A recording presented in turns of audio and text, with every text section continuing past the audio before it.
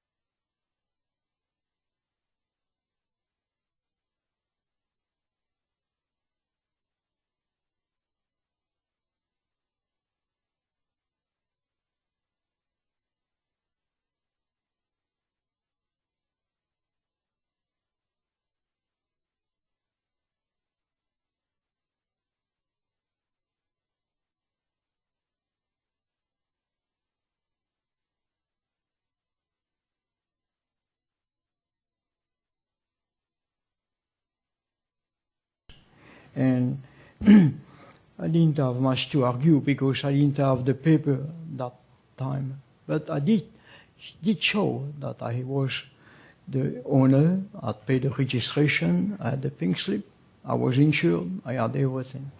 So when I came back, it was too late. The car was gone. Has been disappeared. Has been gone ever since, and I don't know where it is. The only thing I found out is that last year there were some solar cells for sale on the eBay, and they were the type of gallium arsenide that were fit on a solar car. So maybe the car has been disassembled, and the parts have been sold online.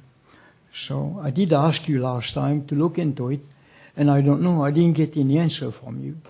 So I don't know what's going on. I did submit a proposal to city manager to make a presentation on a fast reactor. I did patent a new system to make energy, nuclear energy, and I thought that perhaps you would be interested to have a small nuclear plant here to boost the electrical power when you have the fast train, the bullet train. But I did not get any positive answer. My letter has gone into file, and that's all. And I don't know if you've been aware of my project, but I thank you very much. Thank you, Mr. Carpio. Thank you.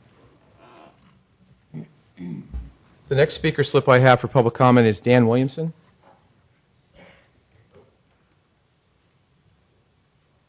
I'm Dan Williamson. I live in Devonshire Canyon. On December 28th, I sent an email to the e-comments at cityofsancarlos.com about a sidewalk tripping hazard up on Crestview. I've never received a response to it, and I can either hand this to someone or I can read this and hand it to someone. I know you can't comment on it. The issue is a cable TV in-grade box that I watched a woman older than me stumble and fall. She, of course, was in denial that it wasn't an issue and moved on, but it's still a tripping hazard, and it's still there. Mr. Williamson, would you give that to our city manager, and he'll follow up on that? Thank you. I'm sorry we didn't respond back to you on that other email, but appreciate you coming in. Oh, I have other things tonight, too. All right. Thanks. All right. Any other public comment? All right. Moving on. Move on to the consent calendar. Consent calendar items are considered to be routine and will be elected by, or enacted by one motion. No separate discussion on these items unless members of the council, staff, or public request specific items to be removed for separate action. So there are items to be removed. Mr. City Manager, you indicated one, I believe. Yeah, the staff would like to pull item 6F for further discussion and clarification on the recommendation. Council members, any other items? D. Anyone else? I'd entertain a motion for the other items then. Mr. Mayor, just before the Oh, I'm sorry. motion's made, there is an ordinance on for adoption, item 6C, so we prefer that you read the title. on it. Okay. So whoever makes the motion would read the ordinance. Mr. Mayor, I would like to move council approval of items 6A, B, C, and E, including for item C, the adoption of ordinance number 1459, an ordinance of the City Council of the City of San Carlos, amending section 2.08.010 of the Municipal Code regarding regular meeting dates falling on a holiday. Is there a second? Second. Okay, moved and seconded. Could we have a roll call, please? Councilmember Clapper? Yes. Councilmember Collins? Yes. Councilmember Grocott? Yes. Councilmember Olbert? Yes. Mayor Grisilli? Yes. We will put these off till the end of the meeting. This is our custom. Because I see a lot of people here, and I don't necessarily think they need to be talking about consent calendar items at this time of the night. Item 7, public hearing. Consideration of adopting a resolution establishing an underground utility district along Industrial Road between Taylor Avenue and Holly Street in the City of San Carlos. Adopt a resolution approving the Industrial Rule 20B undergrounding project C9482 plans and specifications, authorizing advertisements for bids, authorizing the expenditure of a construction budget with contingencies in the amount of $819,000, authorizing the city manager to execute the construction contract with the lowest responsive and responsible bidder if the bid is within the construction budget, and adopt a resolution appropriating $235,000 from the general fund reserves to be replaced by redevelopment agency RDA bond proceeds once distribution is approved by the state of California. Mr. Walter, Did you do that all in one breath? all in one breath. Wow. Pretty hard, pretty amazing. Excuse me. Thank you, Mr. Mayor, members of the City Council. Jay Walter, Public Works Director, to present this item to you tonight. And thankfully for that long title, I was able to get up here and get our PowerPoint loaded up. So tonight the item is essentially we're asking the council to establish the undergrounding district for Industrial Road, this Rule 20B project. And again, as the mayor has mentioned, approve the plans and specifications so that we can advertise the project for bids and appropriate city funds for our share of the work. So looking at our district boundary map as proposed, essentially on screen you can see Industrial Road as it runs north-south. The Palo Alto Medical Foundation property is here to the right, 301 Industrial. And then at the top of the screen we have Taylor Way. And the darker boundary on this designates those properties to be included within the underground district. And so those properties front along Industrial Road. And then we have two properties down at the corner. One is at the corner of Holly and Industrial. And then across the street, we have the In-N-Out Burger location and the storage facility, which are also included in the underground district. So the underground district, as it's to be established by the City Council, according to our Chapter 1312 of our municipal code, essentially we need to highlight those properties which have exceptions for reasons not to be included or to have utilities undergrounded as part of this district. So in the district again, as we look at Industrial Road, we have properties at 906 Holly, which is the gas station, which is served from the west side by utilities, the west side of its property. And the paint store that's at the corner of Industrial and Holly is also served from the west side. So we're not proposing to underground those utility connections. And then the properties at 400 and 390 Industrial have cable and telephone service from the rear. So we're not proposing that those would be undergrounded at this time, since it's from a different set of poles. And then down at the corner at 300 Industrial, that property is actually served from Taylor Way. So the remaining properties along Industrial are all served by the pole line that essentially is on the east side of Industrial Road. And so we are proposing those properties have their utilities undergrounded as part of this district. In the Rule 20B program, this is different than the Rule 20A program, which we have a current project for along Old County Road as part of the, or essentially in conjunction with the East Side Connect project. The Rule 20B program is where the work for undergrounding utilities is paid for parties other than those utility companies. So PG&E is not paying for this undergrounding.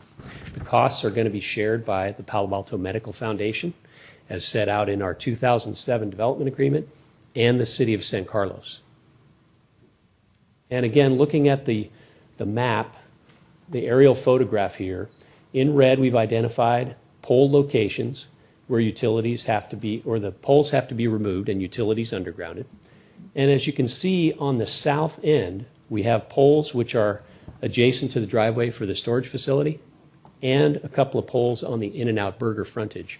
These poles, they basically exist because the previous project for In-N-Out Burger undergrounded utilities, but we still needed poles essentially to anchor the remaining line of poles.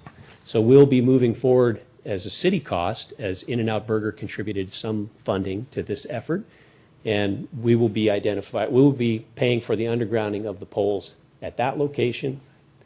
And then the Palo Alto Medical Foundation is responsible for undergrounding and removing the poles along the other frontage.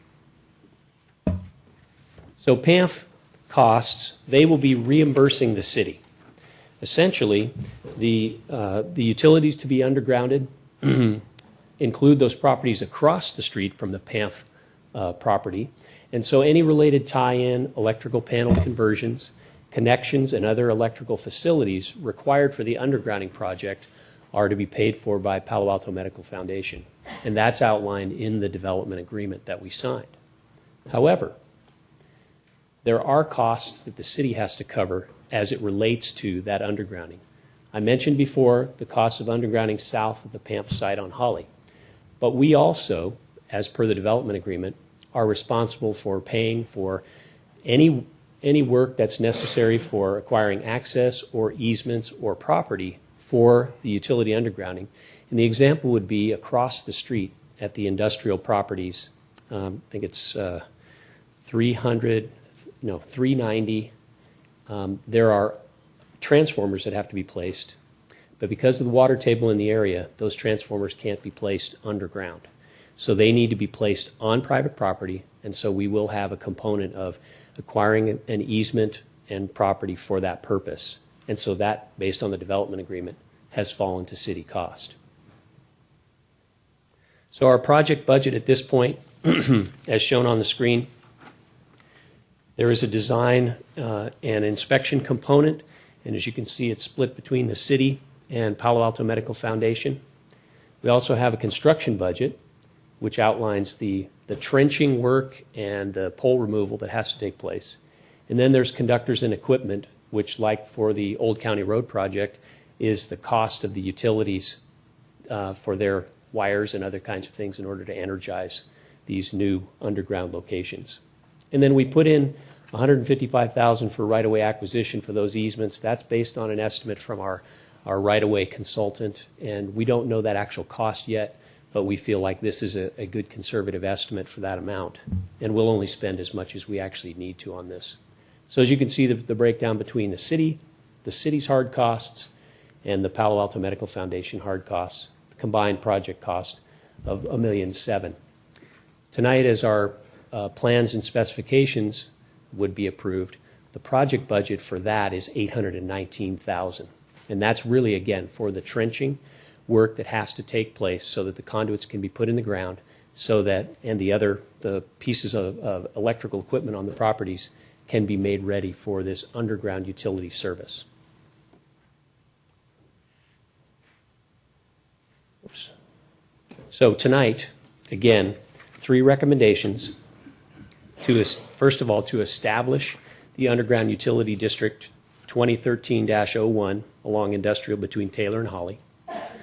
We also need you to approve a resolution for the plans and specifications for the undergrounding project itself, authorizing advertisement for bids, approving a construction budget, and authorizing the city manager to enter into the contract with the lowest responsive and responsible bidder, and appropriate $235,000 from general fund reserves for the city's share of the cost, and those would be replaced by redevelopment bond proceeds once distribution is approved by the state.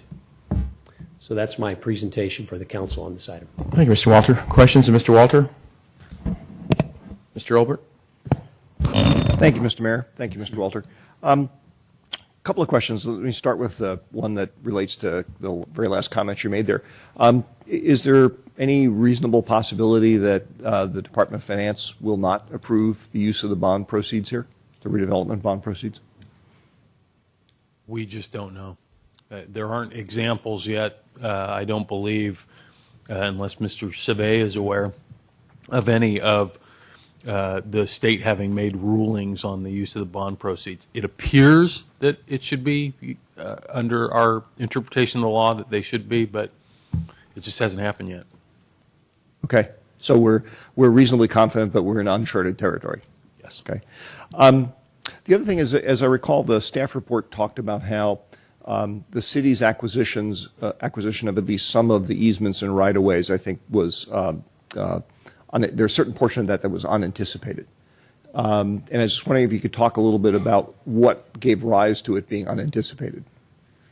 Well, in many traditional undergrounding projects, the facilities that essentially have to replace what's above ground on the poles can be placed underground within the public right-of-way. Okay. And so when those facilities, for example, a transformer, which is a fairly large piece of equipment that's needed for this section, when it can't be placed underground in the public right-of-way, we need to find a place for it. And so serving the properties on the opposite side of the street, the natural place for it is on a small piece of property for those parcels.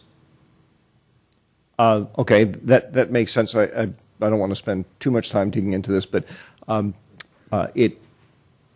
frankly, hindsight's always wonderful, but it's hard to imagine how that couldn't have been anticipated. I mean, like you said, the transformer is a fairly big piece of equipment.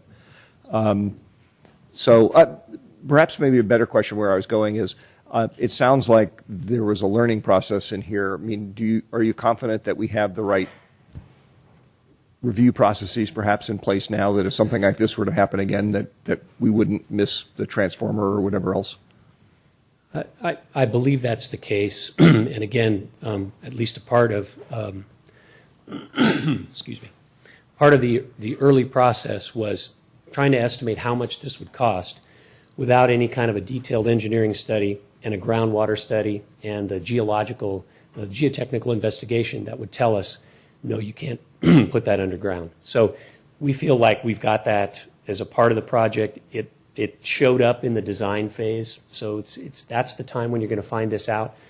I can't explain why it was completely left out from the original estimates. And I should also mention, for the benefit of those in our audience, both here and watching from home, that this review that you and I are talking about actually would have taken place before you actually arrived in San Carlos. So this is an issue you inherited. So, but you're confident that you don't anticipate that kind of thing happening again. I don't. I don't anticipate that happening again. Thank you. Other questions, Mr. Grocott? I'm just curious if will we be seeing any more of this project as the thing here's the thing I'm wondering about is with the transformers, there's obviously something there now up on a pole, correct? And we're putting it in some kind of utility box. That's correct. And the only concern I have is any noise issues related to this. Should we be concerned about where it's going and pushback from neighbors, or we got the residential area close by to this area? We don't anticipate that there will be significant noise issues. Okay. These are to be located as we are proposing them. They would be out in kind of the parking areas close to Industrial Road. Okay. So we believe that by also the buildings themselves sort of shielding the residential neighborhood from any noise that might occur from those. Typically, that's not an issue when they can be located away from any kind of residential properties. Okay, good to know. And it's just these utility boxes. Otherwise, the undergrounding will fit in the current right of way of Industrial Road. That's correct. That's correct. We do have to do a little bit of trenching on those private properties to get from the location where it's served from under the street to the building itself. So that's the other impact. And then we have the actual connection between the conduits from the ground to the building itself for the wires to go through. Okay, that's it. Ms. Clapper, questions? Yes, I would like to understand what the next steps are going to be for identifying where these right-of-ways are going to be located, and how we go about then actually getting the implementation done. What are all the different steps that are involved in doing this kind of private right-of-way? Well, we've hired a right-of-way consultant to help us with those negotiations and discussions with the property owner, as well as... So, excuse me, so the locations have already been identified, or does the consultant also help us identify the locations? The consultant helps us to identify those, Okay, thank you. and we have already identified them for at least to have the discussions with the property owners. One of our engineers is involved in those discussions as well, and we will be in the process of, within the next several weeks, negotiating for the easements and property that's necessary, and then making compensation to those owners as part of the project, and then going ahead with the actual undergrounding work after we've awarded the contract to a contractor once our bids are out. Okay. And then is there any follow-up maintenance that's involved with the equipment in future months or years? How is that handled with the property owner?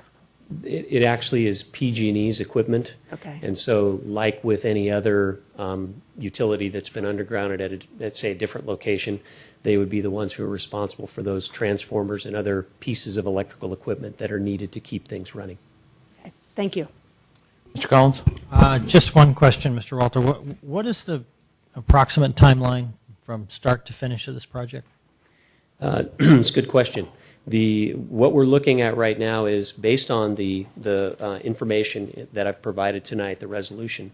We have designated September 13th, 2013 as the date that the properties must be ready to receive. So that means we need to advertise for bids, construct the trenches and all the work that's required on the properties, and make those properties ready to receive the wiring and all the other kind of stuff for energizing it.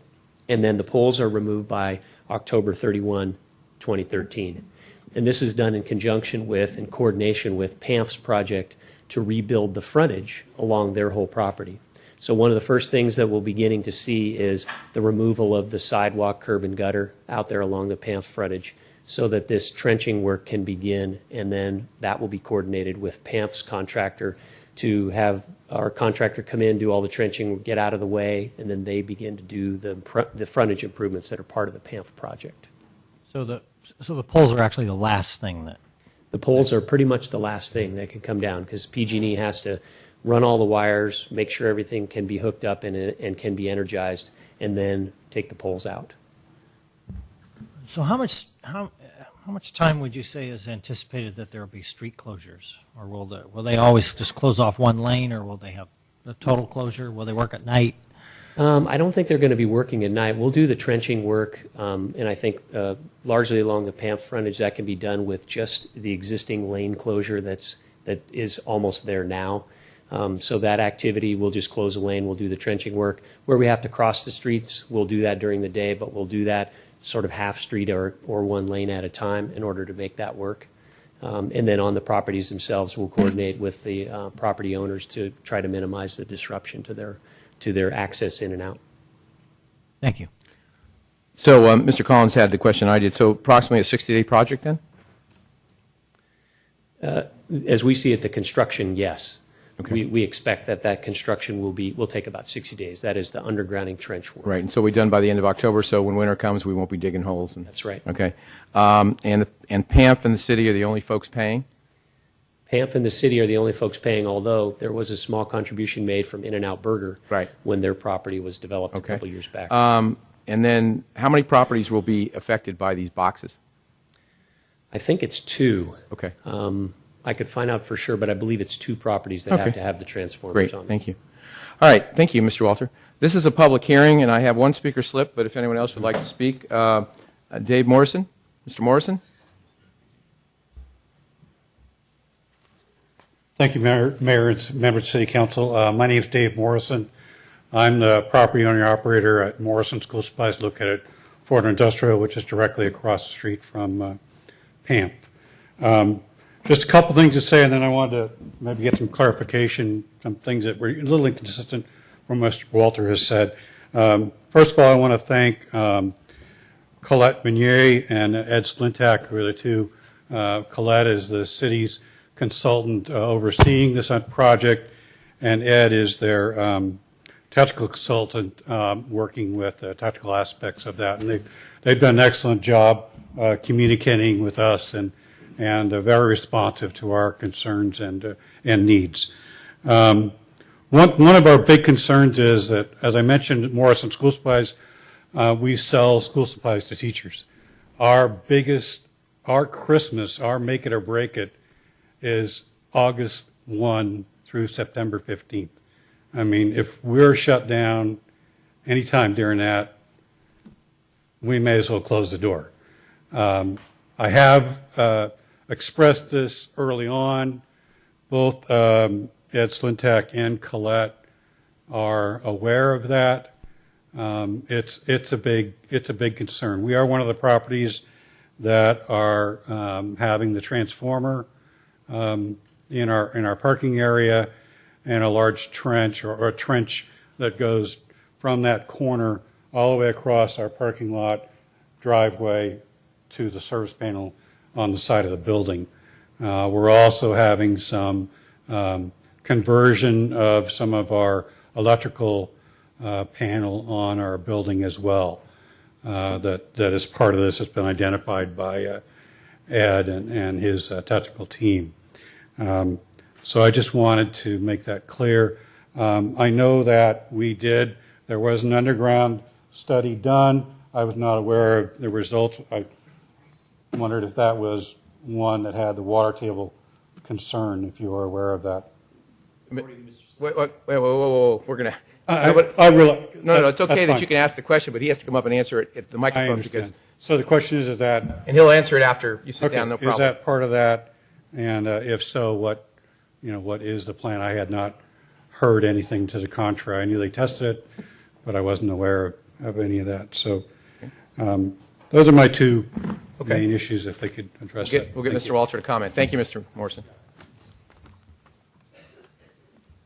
Mr. Mayor, in response to Mr. Morrison's comment, our consulting engineer, Mr. Slintak from CSG, was the one who kind of had prepared the geotechnical study that indicated that groundwater was not far enough down to where we could practically have the underground transformers placed. And that is also something that PG&E is particularly sensitive to as well.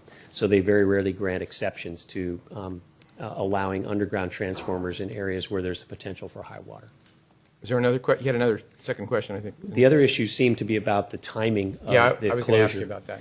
And so what we'll do is, excuse me, as part of our contract specifications, we'll do our very best to identify the critical period for Mr. Morrison's businesses and businesses along industrial in order to maximize the accessibility and try not to inconvenience as best possible Is there a way to do his last, so to speak? I'm trying to figure out a way, he says till the 15th. I don't know what date that is, if it's a weekend or what it is. Is there some way that, again, you guys have to work it out, but if there's some way to do it last toward the latter part of the month, obviously that would be very helpful to him. And I'm not sure that's practical. I'm just asking, so. Now, as we go forward, we'll look at the specification with that particular concern in mind, and we'll work with Mr. Morrison on that to be Because sure. it's not my place to spend city money, but if there's some way, and I know we can't really delay it, because if you delay it, then you get into the winter. That's why I was asking you, boy, you're pushing the envelope a little bit anyway. In my mind, getting through October 31st would be about drop dead date for me, at least construction-wise. So if there's some way that we can, work around that would sure be helpful. Mr. Olbert? Thank you, Mr. Mayor. Mr. Walter, just and the answer to this question may be in the write-up, staff write-up, and I just am not finding it. Is there any possibility of deferring doing this work until the early part of next year? Actually, there is not, and the reason for that is because of the timing of the frontage improvements that Palo Alto Medical Foundation is planning to do. We need to be in there tearing up the street, putting the trench and the conduit in place before they come back through and actually build the new sidewalk frontage improvements and pave. So it's really critical that we get this work done first rather than tearing up the work later. I guess then, following on some of the thread of what the mayor was bringing up, that almost sounds like we need to be in pretty close consultation with PAMF and their construction timetable, because timetables sometimes slip, and it would be particularly unfortunate if we were timely on ours and they were slipped on theirs and we caused damage to somebody's business when we didn't need to. And in fact, we meet with the PAMF construction team on a monthly basis. This is always the most critical issue. How are we doing on getting ourselves ready for the undergrounding project? How is that going to coordinate? How's their schedule going? So I think we're very well in tune with that project and this one. Last comment, is there, again, food for thought perhaps, in those monthly discussions, is it possible to see whether or not they can rejuggle their sequencing so that you could defer the project here? I just leave that as a question. I'm not expecting you to answer it here. Okay. Thank you, Mr. Walter. Mr. Mayor, I'm sorry. I just had Apologize. Mr. Grocott? one thought on this. It sounds to me like from the presentation earlier, traffic's not really going to be that big of an issue because we're going to keep the roadway open in one fashion or another, whether it's controlled one lane, letting cars through, but we're not closing down Industrial Road entirely. No, but with Mr. Morrison, it sounds like the bigger issue is making sure he has access to his driveway and his parking lot, and to such extent that his parking lot may become a construction site. If there's a way that staff could work with him on alternative places to park or whatever. If we could have that kind of agreement or that understanding, I think we're good to go here. And we will work with Mr. Morrison on this because we know how critical it is for his certain dates that he's open and accessible. So we'll do our best to accommodate that as much as we can. Very good. I have another speaker slip, Ben Fuller. And if there's anyone else that wishes to speak on this item, please fill out a slip and queue up. Thank you. Mr. Fuller. Hello, everybody. First of all, Mr. Morrison has always been a good member of our neighborhood. He's employed some of our local residents in summer internships. Excuse me. You finished? Okay. He's employed some of our local members as interns, and I recently had a chance to go to his store. The girl that I'm dating is a teacher, so I got to go purchase some Play-Doh there, and basically it's a good example of what we like in the neighborhood, and so we want to support him. In-N-Out recently donated $4,500 for some trees.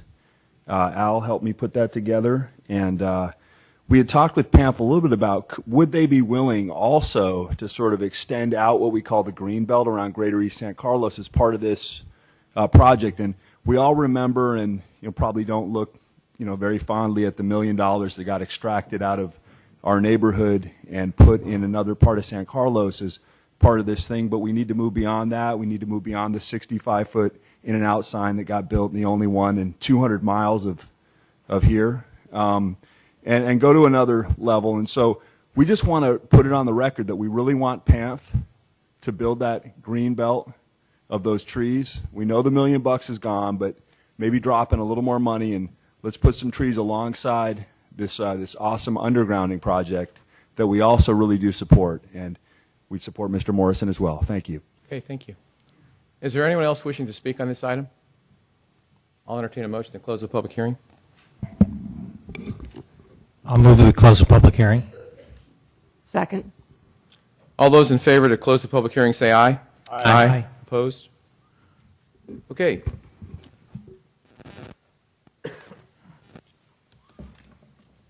Discussion or a motion and then discussion, however you folks want to do it.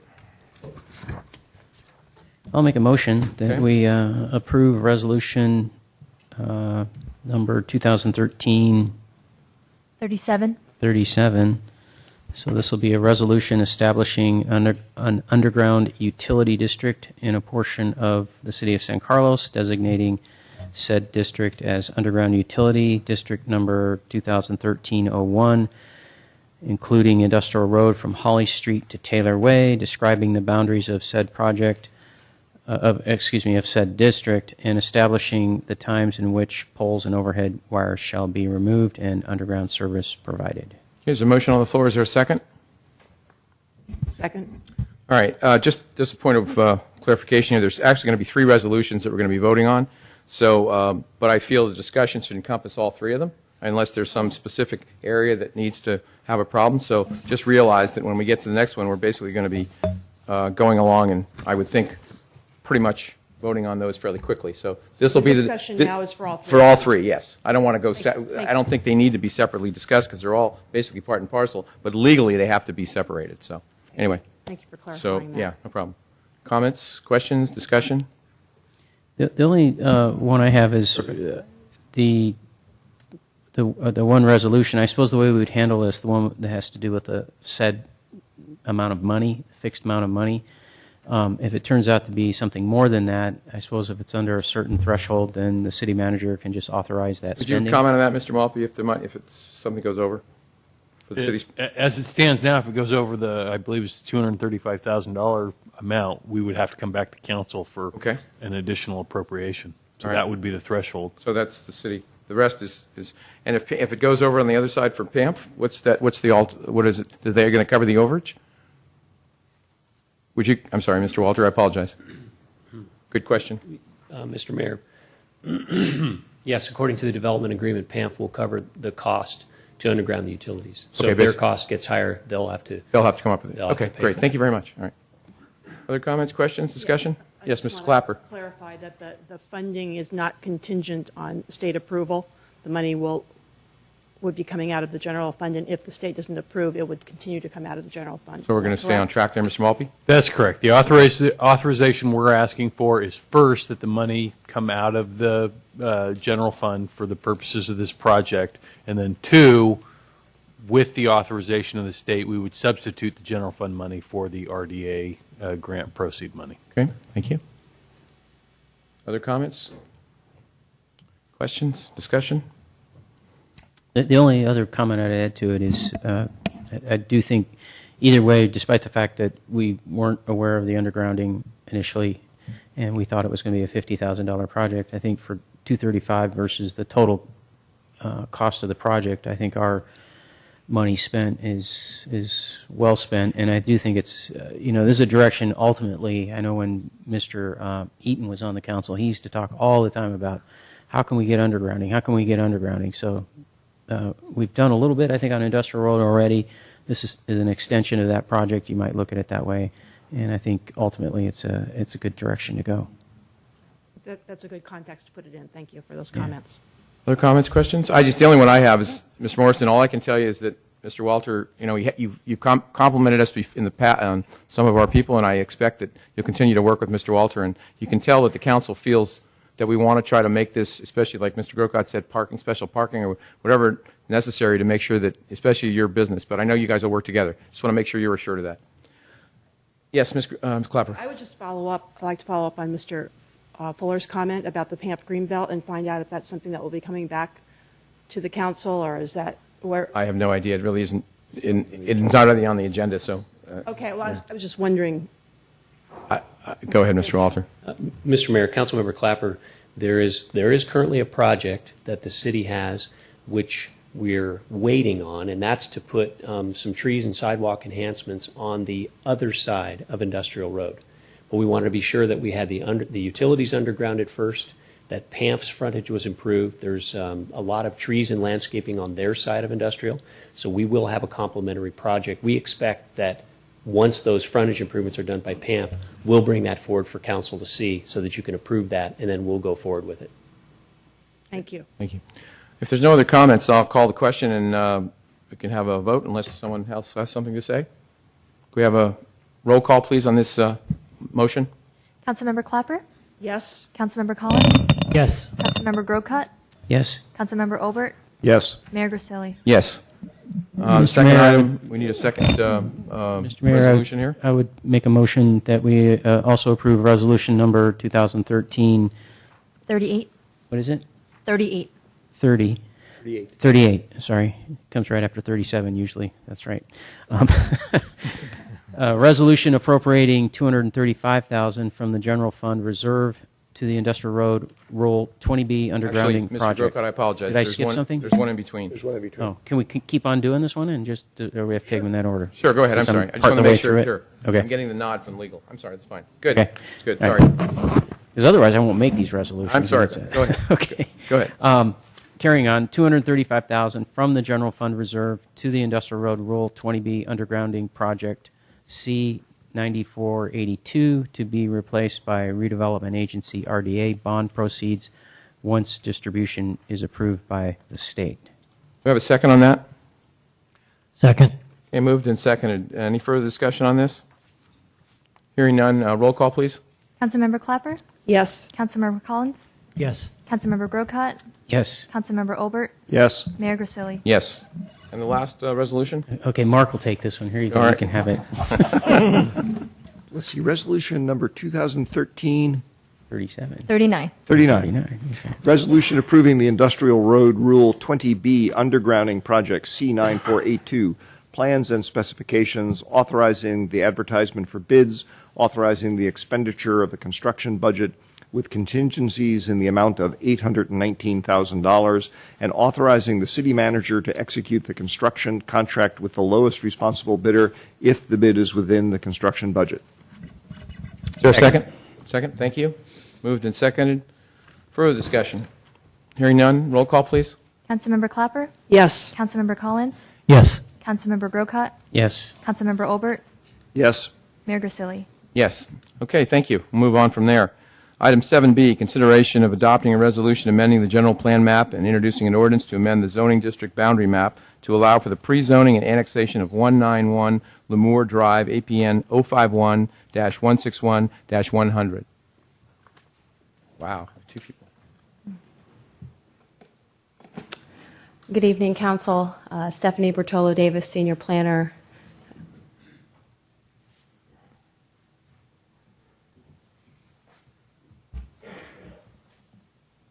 So tonight, you are being asked to consider a general plan map amendment and a zoning district boundary map amendment associated with the request for pre-zoning and annexation of a property located at 191 Lemoore Drive.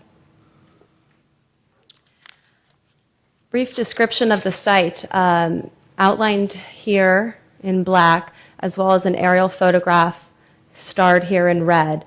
The subject site contains one single-family home currently located in unincorporated San Mateo County, but adjacent to the city boundaries. This zoning map up here above, to give reference, all of the yellow shaded parcels, both dark yellow and light yellow, are located in the city of San Carlos. Everything shaded in pink, located in the county of San Mateo's jurisdiction. Currently, 100% of the homes located on Lemoore Drive, again, located in the city of San Carlos and served by City of San Carlos services. In the past, there has proven to be issues problematic with emergency service access to the site due to some confusion of where the site was actually located and access to the site. Just a brief history of this property. When it was originally constructed in the early 1960s within the county of San Mateo jurisdiction, access was off of Carmel Lane. Post-construction of the home and the subdivision of the surrounding neighborhood, this access was blocked off.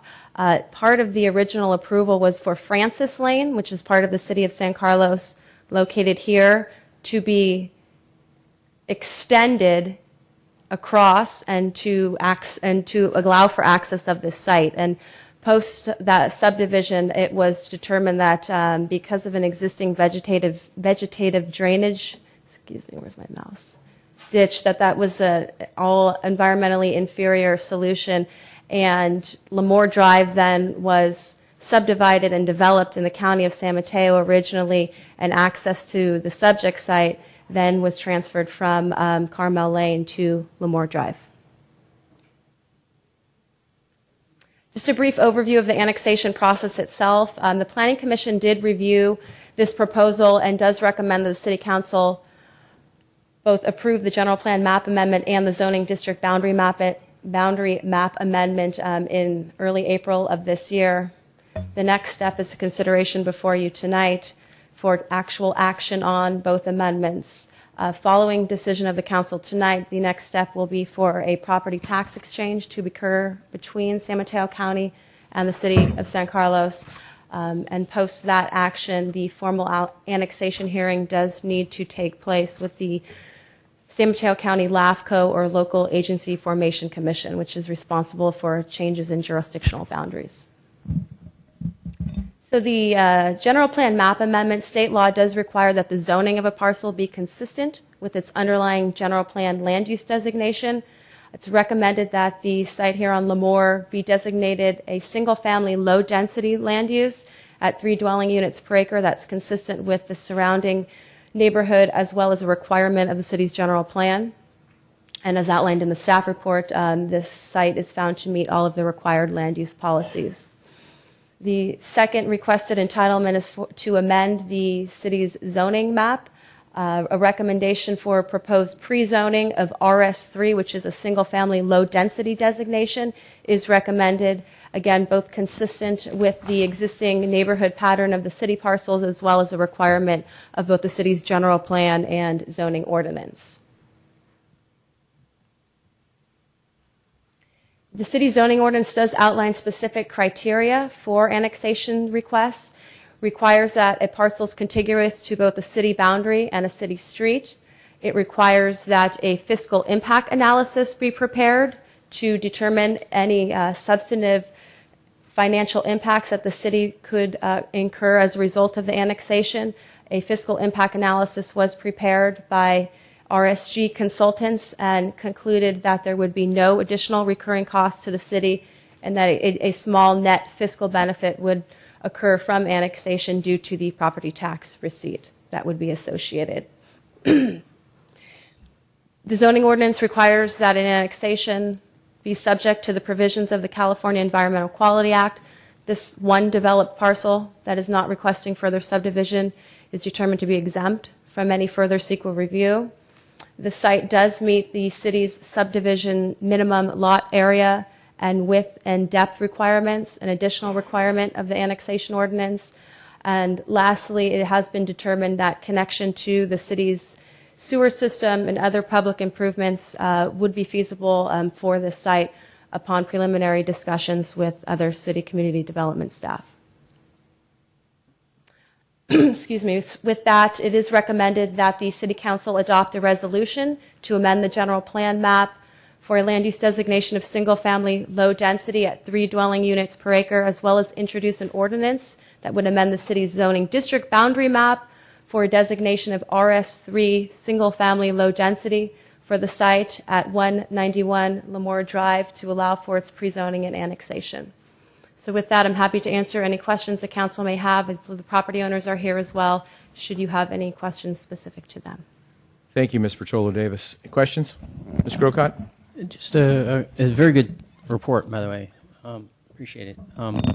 Who, however, addresses the issue, which seems to be the impetus for this, and would like to comment on it regarding somebody puts in a phone call for public safety and they show up at the wrong place because of confusion? At this point, both whether this parcel was to remain in San Mateo County or be annexed into the city of San Carlos, I've confirmed with both the city's police and fire services that they would respond to this site. It has nothing to do with the technical jurisdictional boundary. Right. However, they did note that it would make more orderly and systematic sense to have this parcel be included as part of San Carlos as surrounding parcels are. Okay, thank you. Okay. Other questions, Mr. Albert? Yeah, actually, thank you. Good presentation. I'd like to dovetail off of Mr. Grocott's question. And I wouldn't expect staff necessarily have analyzed this, but your last answer, if I understand it, almost makes it sound like whatever the source of the confusion was has been corrected, and it was not related to whether or not this property is in San Carlos or in the unincorporated area. It had to do with something else. That's correct. I would say Okay. that the problem has been solved, if you will, at this point. The other question I have, if you could put up that one slide that had the aerial shot and the zoning map, and it showed where the gate was put in. I actually went to several, since we had a couple of different annexations this weekend, for this meeting, actually went this weekend to visit them. And the question I had is, do we know the history of why that gate was put there on the end of Carmel Lane? Because Yes. I think when I was there was actually still an address of 45 Carmel Lane for the property on Carmel Lane. Yes, we do. I was able to conduct some research today, both with San Mateo County offices as well as with the property owner. First, to address your point of the address of a 45 Carmel versus 191 Lemoore. The address was officially changed within the San Mateo County's assessor's office in October of last year. To date, the actual assessor data still reflects the 45 Carmel Lane. I think they're just a little bit catching up on updating their data, but the official address change did occur in October of last year. In summary, in terms of the fence that drops the access from Carmel Lane, I'll give you a brief overview of my understanding of the history. This home here on Lemoore was the first in the neighborhood to be constructed. Post the construction, all of the land subdivision and home construction occurred within the county of San Mateo. So all the houses along Lemoore, with the exception of 2, I believe, were originally developed within San Mateo County and then annexed into the city of San Carlos. Part of the original development agreement for the home construction at 191 Lemoore included a conditional easement that allowed for access off of Carmel Lane. Coming up here, whoops.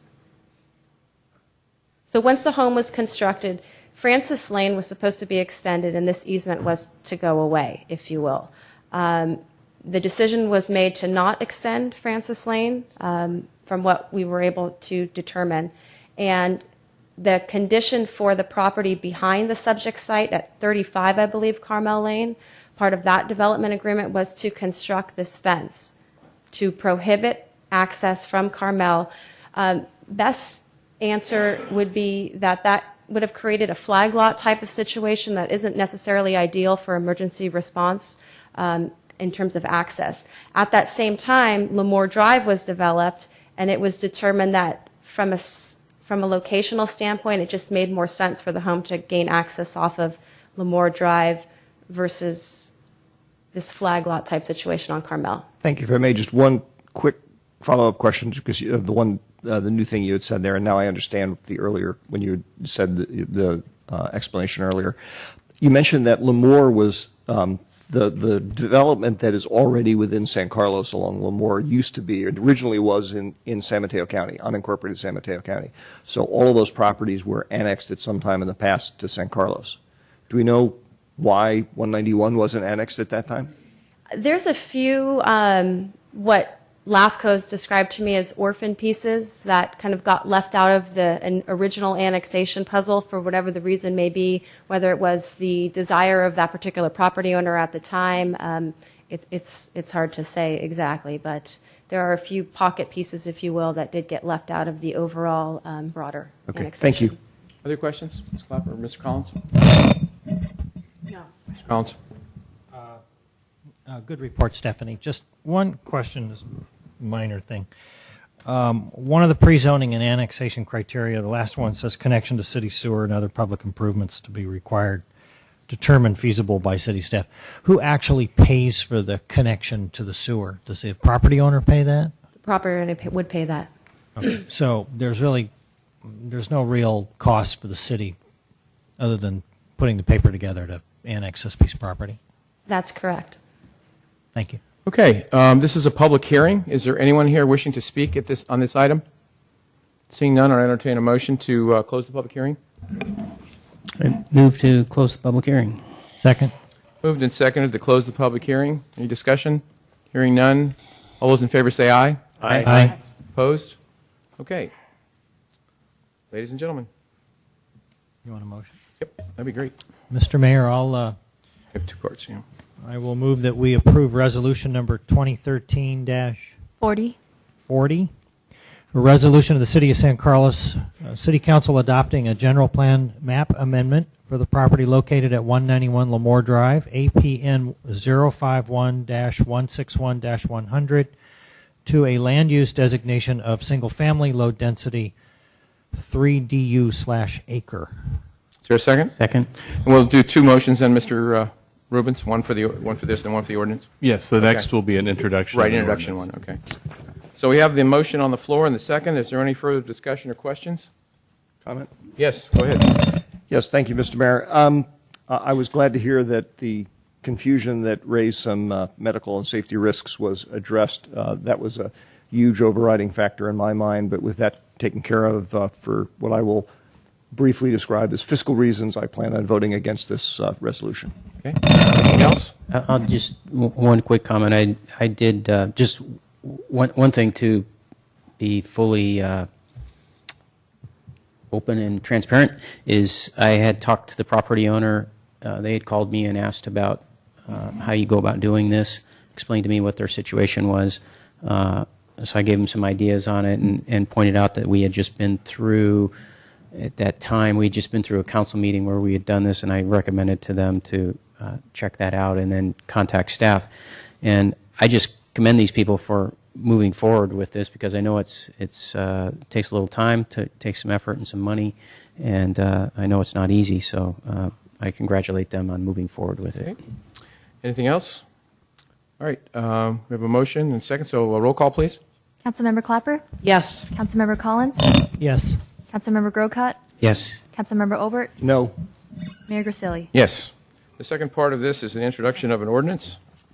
Yes, I would like to make a motion to introduce the ordinance of the City of San Carlos City Council adopting a zoning district boundary map amendment for the property located at 191 Lemoore Drive, APN 051-161-100, to allow for pre-zoning of the property to RS3, single-family, low-density. Second. All right, moved and seconded. What's the number on that? 1461. Okay, thank you. So we have a motion and a second. Any further discussion or comments? Seeing none, roll call, please. Councilmember Clapper? Yes. Councilmember Collins? Yes. Councilmember Grocott? Yes. Councilmember Obert? No. Mayor Grisilli? Yes. All right, thank you very much. Moving on. Item 7C. Excuse me, Mr. Mayor, I need to recuse myself from this item since I have been noticed. All right.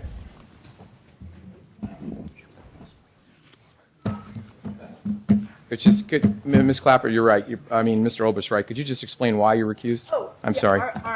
Could you please, in the microphone, Yes. please? Sorry. My home address received a notification of this item, so. So you're within therefore- 500 feet? Yes. Okay. Thank you very much. Thank you. All right, item 7C is consideration of adopting a resolution adopting an initial study / mitigated negative declaration, adopting a resolution approving a general plan map amendment, and introducing an ordinance to amend the zoning district boundary map to allow for the pre-zoning and annexation of 299 Club Drive, APN 049-012-070. Good evening, Honorable Mayor and City Council members. I'm Associate Planner Jill Lewis, and I'm here to present the request for consideration of adopting a resolution, adopting an initial study, mitigated negative declaration, adopting a resolution approving a general plan map amendment, and introduction of an ordinance amending the zoning district boundary map to allow for the pre-zoning and annexation of 299 Club Drive. The property at 299 Club Drive measures approximately 6.38 acres in size and is currently located in unincorporated San Mateo County, but is immediately adjacent to the city boundary and is contiguous to a city street. The property owner is requesting annexation into the city. Contingent upon City Council and LAFCO approval of the annexation, the request to subdivide the property into 3 lots total, and the need for a grading and dirt haul approval for the creation of the new lots, roadway extension, and retaining walls was approved by the Planning Commission on April 1st, 2013. An initial study / mitigated negative declaration has been prepared and circulated pursuant to the California Environmental Quality Act by the firm Lamphere Gregory. The request for a site to annex into the city is a multi-step process. The first step in determining if the site is within the LAFCO adopted sphere of influence. A sphere of influence is a map outlining future boundary, organization, and service plans for cities. This site is within the city's sphere of influence. The Planning Commission recommended that the City Council adopt a resolution adopting the ISMND, adopt a resolution approving the general plan map amendment, and introduce an ordinance to amend the zoning district boundary map. Step 2 is to amend the general plan map to give the site a general plan land use designation and to pre-zone the site to apply the future zoning district designation. These steps amend the city boundary line and are part of the request before you tonight. Following such, the city and county work together on the property tax exchange value, which is formally adopted by the City Council resolution. The last step is the formal annexation hearing by LAFCO. Following approval, annexation of the site into the city is complete.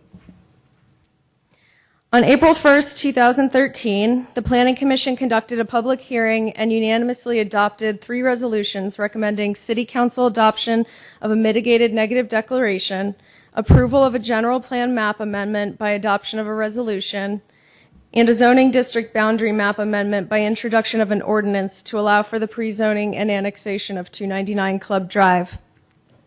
Concerns were expressed by 2 residents at that public hearing regarding the extent of excavations, number of truck trips, truck ingress and egress and turning radii feasibilities, duration of truck haul trips, hours of operation, roadway use and restoration, and traffic control. The Planning Commission took action on the proposed tentative parcel map and grading and dirt haul certificate, approving both requests subject to compliance with relevant conditions of approval and contingent upon City Council and LAFCO approval of the annexation. The Planning Commission added a condition to the grading and dirt haul certificate requiring that trucks used on Club Drive for the purposes of hauling dirt be limited to the hours of 9 a.m. to 4 p.m. to avoid conflicts with school traffic. Specifics of the dirt hauling will be addressed when the grading permit is issued by the building division. City Council actions on the two resolutions and ordinance as described previously, and ultimately LAFCO approval, will affirm the Commission's actions, which are contingent upon approval of the annexation and recordation of the certificate of completion. Every parcel is required to have a zoning consistent with its underlying adopted general plan. Thus, in order to consider annexation, the site must have a general plan land use designation. It is recommended to amend the map boundary and designate this property as single-family, low-density, 3 dwelling units per acre. The site meets the intent of single-family, low-density use classification and is consistent with the adjacent city parcel designations. The proposed project is found to be consistent with all of the relevant annexation policies and annexation-related Goal 4 within the land use element of the general plan. The zoning ordinance update included adoption of a new ordinance pertaining to pre-zoning and annexation requests. Requests need to comply both with the required findings of the zoning district boundary map amendments as well as the criteria of the pre-zoning and annexation chapter. The site is proposed to be pre-zoned to RS3, single-family, low-density, again, 3 dwelling units per acre.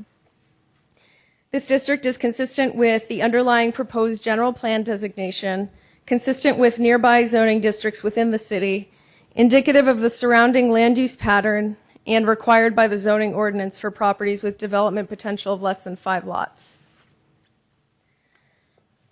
As required within Chapter 18.38 of the zoning ordinance, the parcel at 299 Club Drive is contiguous both to the city boundary and city streets. A fiscal impact analysis has been prepared by RSG to evaluate recurring revenues and service costs that may be associated with the project. RSG's report shows that the existing service levels provided by police and fire are enough to cover the future development of 3 total lots. There would even be a small fiscal benefit to the city from property taxes generated by 3 parcels. Connection to city sewer, water, and storm drain lines would tie into the existing utilities running through Club Drive. An initial study in mitigated negative declaration, or ISM&D, has been prepared by Lamphere Gregory, a city-chosen environmental consultant pursuant to the California Environmental Quality Act, to identify any potentially significant environmental effects associated with the specific merits of the project. There are 17 different environmental factors that must be considered as required by CEQA when considering the requested project entitlements and overall development of the proposed project. The IS, or initial study, identified several potentially significant impacts that could result from the project related to air quality, biological resources, cultural resources, geology and soils, and noise. However, since the initial study concluded that these impacts could be mitigated to a level of insignificance, a mitigated negative declaration was prepared. CEQA requires a minimum public review period of 20 days, which ran from March 28, 2013 to April 16, 2013. 2 additional emails that are on the dais tonight were received by staff earlier today on April 22, 2013. All other comments received were included within your packet.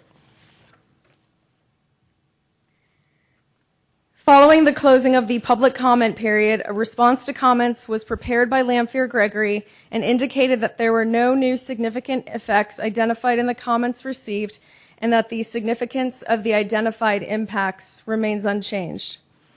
No new items were raised that would require recirculation of the ISM&D under Section 15073.5 of CEQA.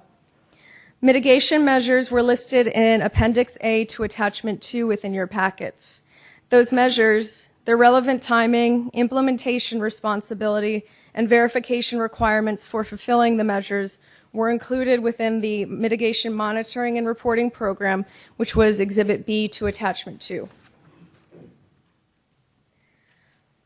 With that, the Planning Commission and city staff recommend that the City Council adopt a resolution to adopt a mitigated negative declaration, adopt a resolution to amend the general plan map to a land use designation of single-family low density, and introduce an ordinance to amend the zoning district boundary map to allow for the pre-zoning and annexation of the property located at 299 Club Drive.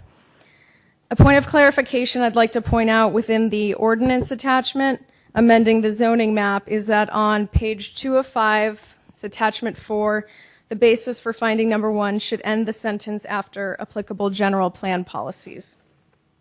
So with that, I would be happy to answer any questions you may have of planning staff. I also know that the applicant, project engineer, and environmental consultant are also on hand this evening. Thank you, Ms. Lewis. Questions? Mr. Grocott. So I just have a few questions. If this property remained in the county, how many residences could be developed on it? I don't have the exact number, but I do know that currently under the county's designation, the general plan land use designation is medium density, which would allow a greater number of units per acre than the proposed single-family low density. So if I heard you correctly, then under the county, more units could have been developed than what are being proposed here. That's correct. I suppose the only limiting factor would be perking the soil and getting, because it would be then, unless it could somehow get connected to the city sewer, but it couldn't, it would have to put in a septic system. So the septic system would be the limiting factor. That's correct. Okay. I noticed that there was in fact, the email that we received today that you put on the dais, one of the concerns was damage to the road to Club Drive with the trucks hauling up and down. And I noticed that the Planning Commission put a condition that limited the hours of hauling. So I had two questions under that, under the dirt haul part. One, could we put a condition on there of, well, let me put it a different way before I go there. The developer would pay dirt haul fees. That's correct. Ostensibly, the dirt haul fees are there to pay for any road repair should they be required. That's correct, and there's also a grading bond required. Okay, so is part of the grading bond, what I'm looking at is, can we put a condition on there that we have our city staff go out and survey the road prior to hauling, and if after hauling our staff goes back out and says, hey, this thing's been alligatored from trucks going up and down, you got to repair the road. Can we put that condition on there? I think just to be clear, the condition you're asking for is a pre-inspection condition and then a post-project inspection to aid staff in determining whether there's been damage to the road. Correct. Yeah. That could be a condition of approval that you could place on this. And then, still related to that same thing about dirt haul and the Planning Commission's thing about the hours, 9 a.m. to 4 p.m. Otherwise, if they had not done that, the dirt haul time, the hauling would have been allowed between what time and what time? I believe it would have been in line with the city's allowed construction hours. 8 o'clock to 8 a.m. to 6 p.m. Monday through Friday, and then potentially weekends 9 to 5. And with what they did, are they, when it says 9 to 4 to avoid conflicts with school traffic, what does that say about weekends? So the specific language says Monday through Friday, and the intent was to not have any grading operations on the weekends. Can we tighten that up then with a further condition that they're, just so it's clear? Sure. If we cared to? That's within your discretion you're reviewing that as well. Okay. All right. So that could be an item. And then last question is, it seems when you develop in the county anyways, they're very concerned about two things when it comes to fire. One, that you have the room on your site to drive a fire engine in and the turning radius. And then the second thing, if you develop in the county, you have to, if a fire hydrant's not within a certain number of feet of your property along the curb, you have to put one in. So I'm questioning two things in regards to fire safety. Will we require a turnaround radius, number one, and number two, what about a fire hydrant? So the proposed design of the lots includes enough room for fire trucks to turn around, and each new lot has a fire hydrant located on the property. Okay, I missed that. All right, very good. That's it. Mr. Collins, questions? Yeah, just a couple. Thank you, Ms. Lewis. A nice presentation. There was an email to you from Michael Kelly. I guess it came today, and he was suggesting, and I apologize if it is somewhere in the mitigation members. I was gone last week, so I didn't quite read everything.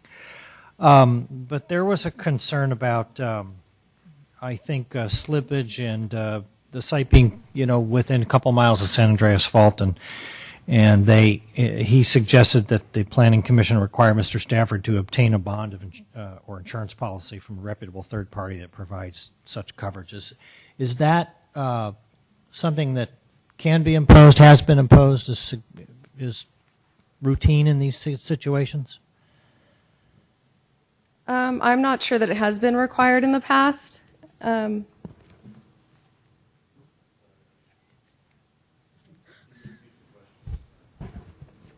Sure. In this email from Mr. Kelly to Jill, it says that he suggests that the Planning Commission require Mr. Stafford to obtain a bond or insurance policy from a reputable third party that provides such coverage for such as slippage and I think they mentioned resulting from any slippage that could happen. He also mentioned that the track record of developer bankruptcies in California gives him little confidence that the developer will be in a position to cover the costs, which is hence the request for Mr. Stafford getting some sort of a bond to cover these kinds of downstream effects from the construction in form of slippage. The grading bond that's a condition of approval for this includes not only damage to the public streets, but issues involving the cut on the lot that might result in slippage of soils. Does that have an expiration date? It goes until the project is approved, and then we would have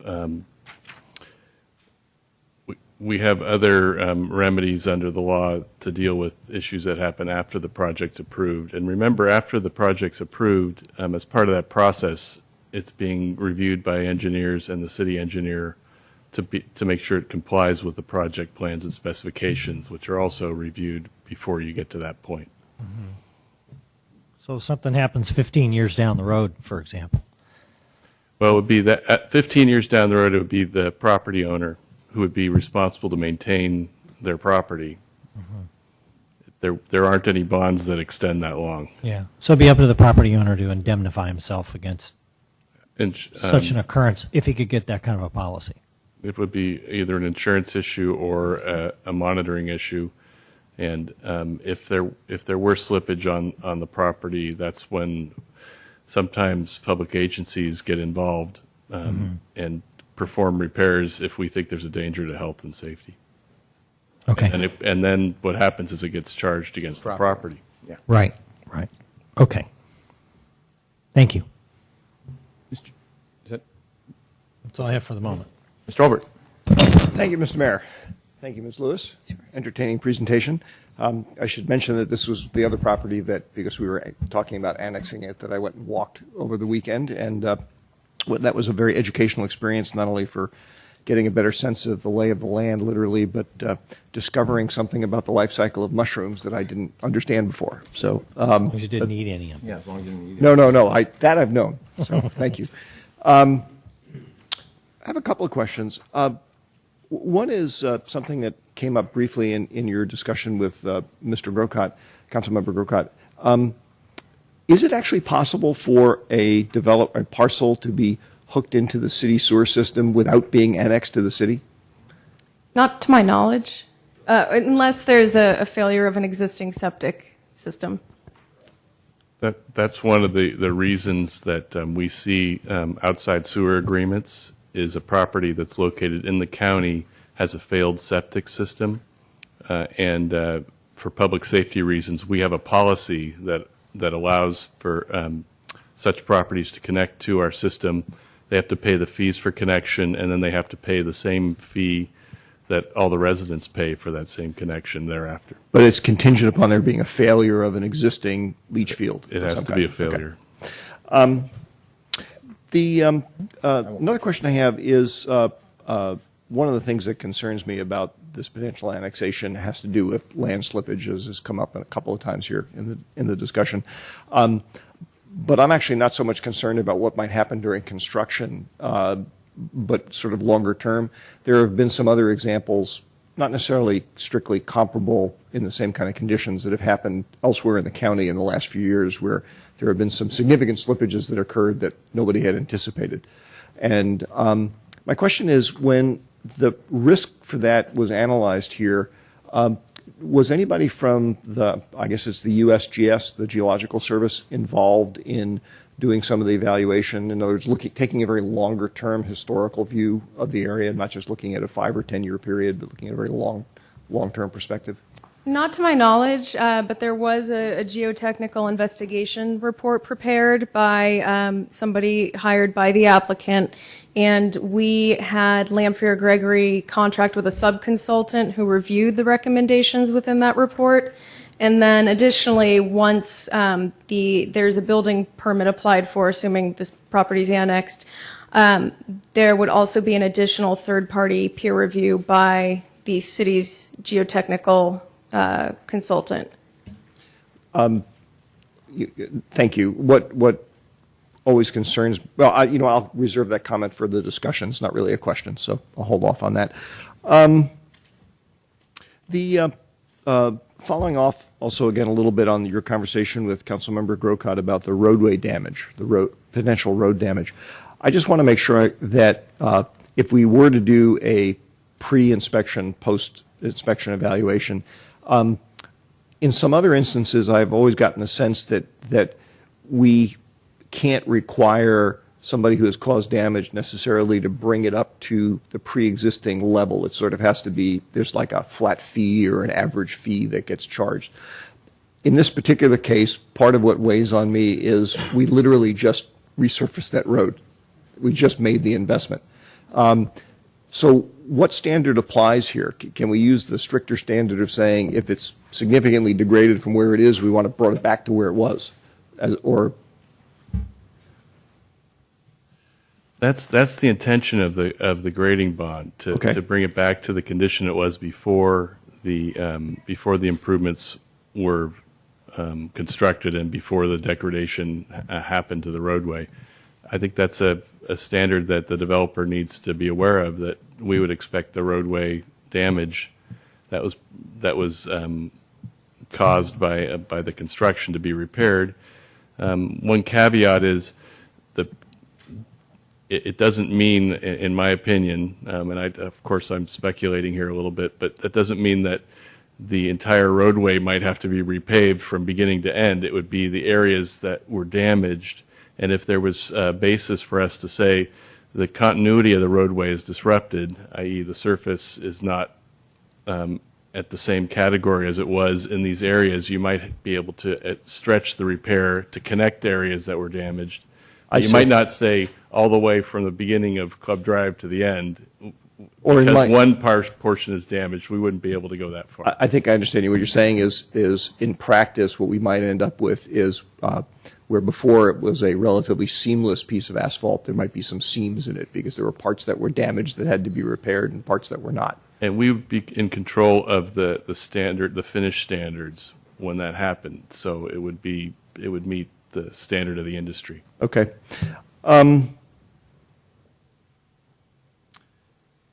Another question I have, actually, Mr. Rubens, this may be more directly for you. I'm trying to understand in casting a vote here on this proposal. Am I allowed to factor in, as a council member, am I allowed to factor in concerns about what I'll call sort of public health and safety? In other words, taking on increased risk of landslides at some time in the future, damaging other homes and whatnot? Or am I required to look only strictly at this particular piece of property? Well, I understand your question. What you are doing in this type of proceeding is evaluating the evidence before you to determine whether or not you can make the findings for the approval of this development. There is some expert testimony about the stability of the site.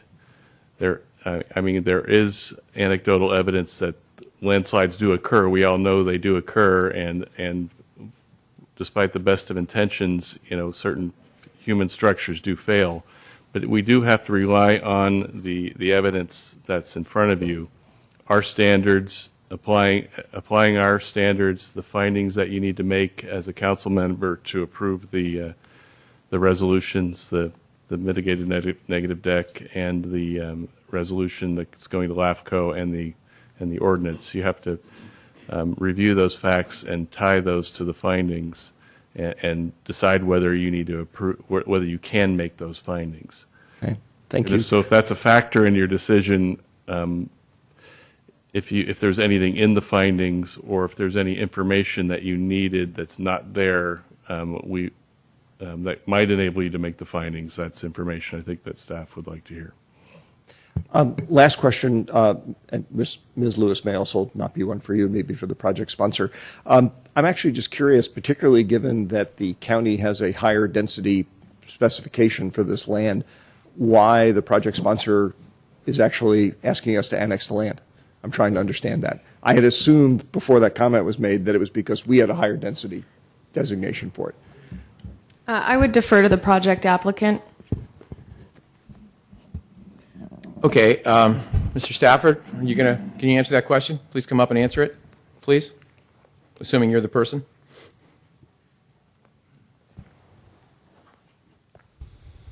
Thank you.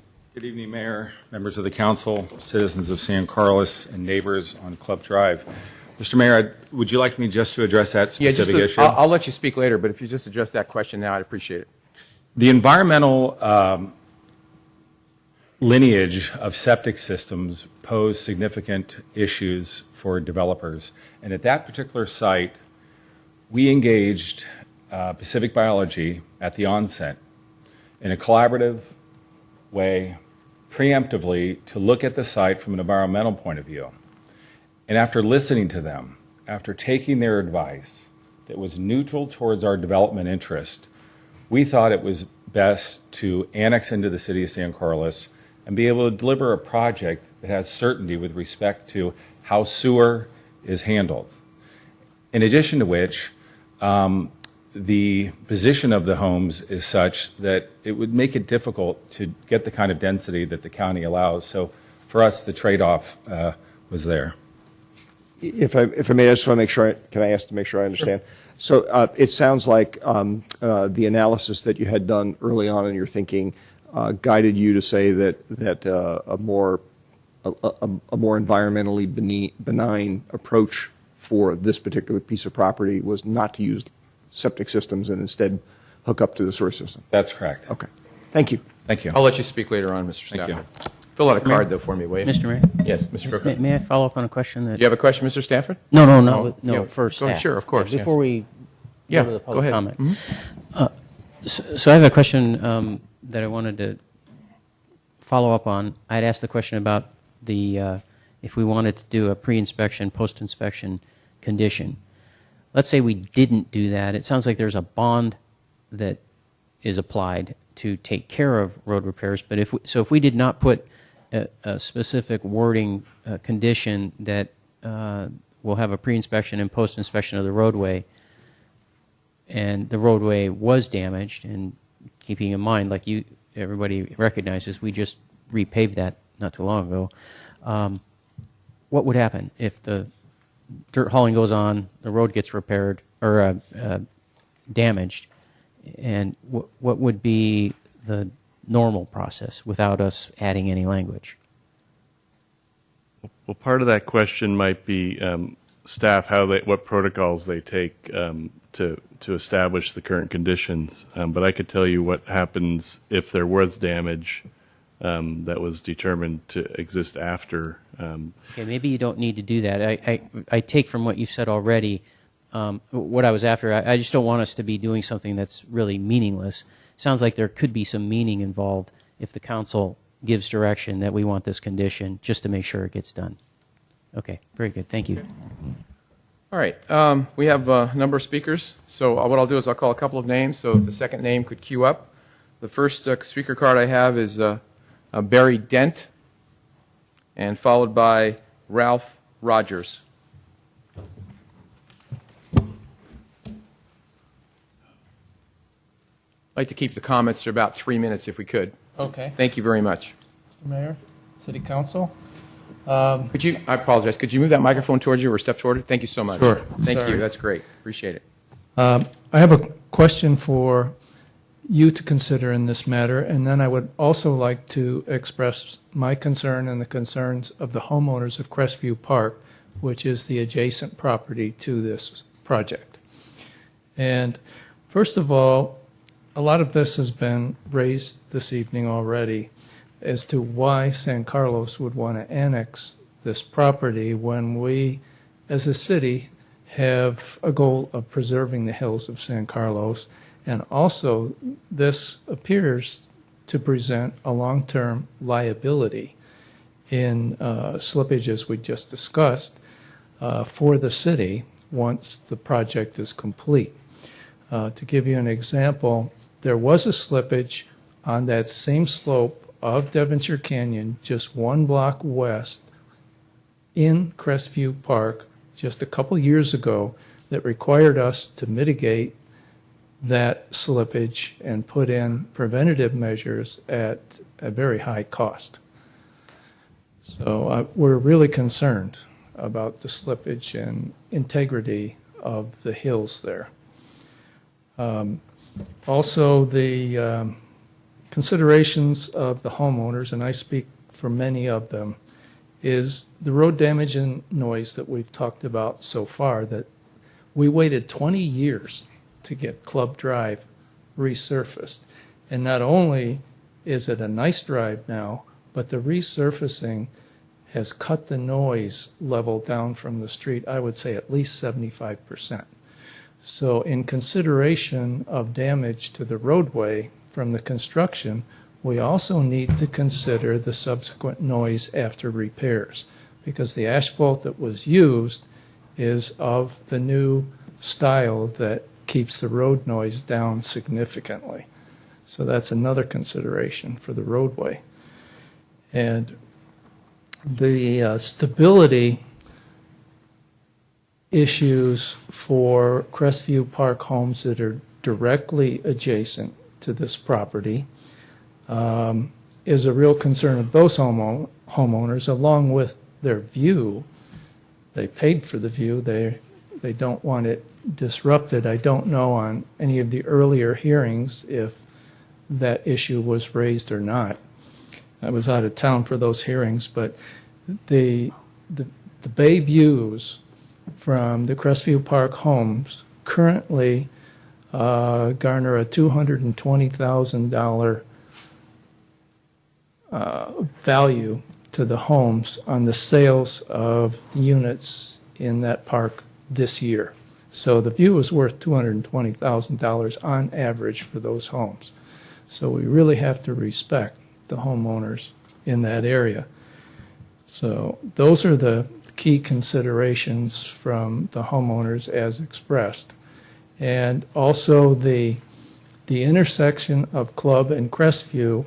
The last week you've had counters in all 3 directions out there, I assume, in response to requests that the homeowners have made over the last year to put a 3-way stop there instead of a 1-way stop. That's a raceway there. We've had 3 accidents at the corner, including 1 senior citizen, and we've had 5 accidents just around the corner on Club Drive, and we've lost 2 fire hydrants, 2 lamp posts on Club Drive, along with a fire hydrant and a lamp post at the corner on Crestview Drive, and 1 senior lady was hit there as well. So with these 800 truck trips going through that intersection, we need to have some controls there that manage the traffic if this project is approved. Okay, thank you very much. Thank you. Before the next gentleman speaks, could I ask a question, please? Ms. Lewis, I forgot to ask a question. Could you please step up the microphone, because you don't have one there? I apologize. Or maybe you do. Maybe it is on. I don't know. Is it on? Okay. I apologize. Next gentleman, I'll be right there. Is it determined that the trucks are going to go up? So they'll be coming from 280, going north on Crestview, and then east on Club. So, and when they go, they're going to go back the same way? Correct. So they're not going to go down toward Carlmont? No. And why was that? That was just the dirt haul route that was specified by the Public Works Department. They feel that's the best way? Has to the gentleman's comments, are there items in here to have any kind of a flagman or any kind of a control person at if this is approved, at the corner of Club and Crestview? I don't know that there were locations specified, but within the grading and dirt haul certificate, there is the requirement for, I believe, 2 flagmen. And then once the grading permit is issued, there's more specifics applied to the dirt haul permit at that point. Okay. Can we put, Mr. Rubens, can we put those requirements at the intersection of Club and if this is approved, at the project site and Club, and then at the next corner or up at the top at Club and Crestview? Can we do that, or is that the next goes on the grading front? You know, I think that it sounds like there's some anecdotal evidence that would be an issue. You could put a requirement that gives the Public Works Director the discretion to require that if a actual problem materializes. We can't require it? You can require. That'd be the condition to require. Absolutely requiring it. You know, if you're convinced that that's going to be the case, yeah, you could require it. That there will be a problem at that intersection requiring a flag person. I understand. It's more like a watchman as opposed to a flagman. I mean, it's the kind of thing. I drive that road a lot, and I can certainly appreciate what the gentleman's speaking about. So I misunderstood you. I thought you were talking about flag person. So you're worried about safety at the intersection. I'm worried about Club and Crestview. That when those trucks go up that hill and take that left, it's a big truck. Right. It's a close call, but I think you could require it because based on safety at the intersection, it's what I was thinking of is that the actual on the ground once the project's being built, that it wouldn't be necessary, so you might want to... Well, I agree with that, but for the grade hauling, I think it might be. But again, I would defer to the Public Works Director. I'm not a Public Works guy, but I'm just telling, for anecdotal, I do drive that road, and I think it might be acceptable. Okay, thank you, Ms. Lewis, I appreciate it. Sorry, Mr. Rogers, followed by David Gonzalez. Yeah, my name's Ralph Rogers. I've lived in San Carlos 30 years. We moved into the quarry. It was at the bottom of Crestview 32 years ago. Been in the trucking business, hauling dirt for 50 years, give or take a year. We've moved millions of yards into Foster City. You've moved millions of yards into Redwood Shores. We moved 200,000 yards into San Carlos grade separation when we did that for Kiewit. We've moved 20 million yards out of San Francisco.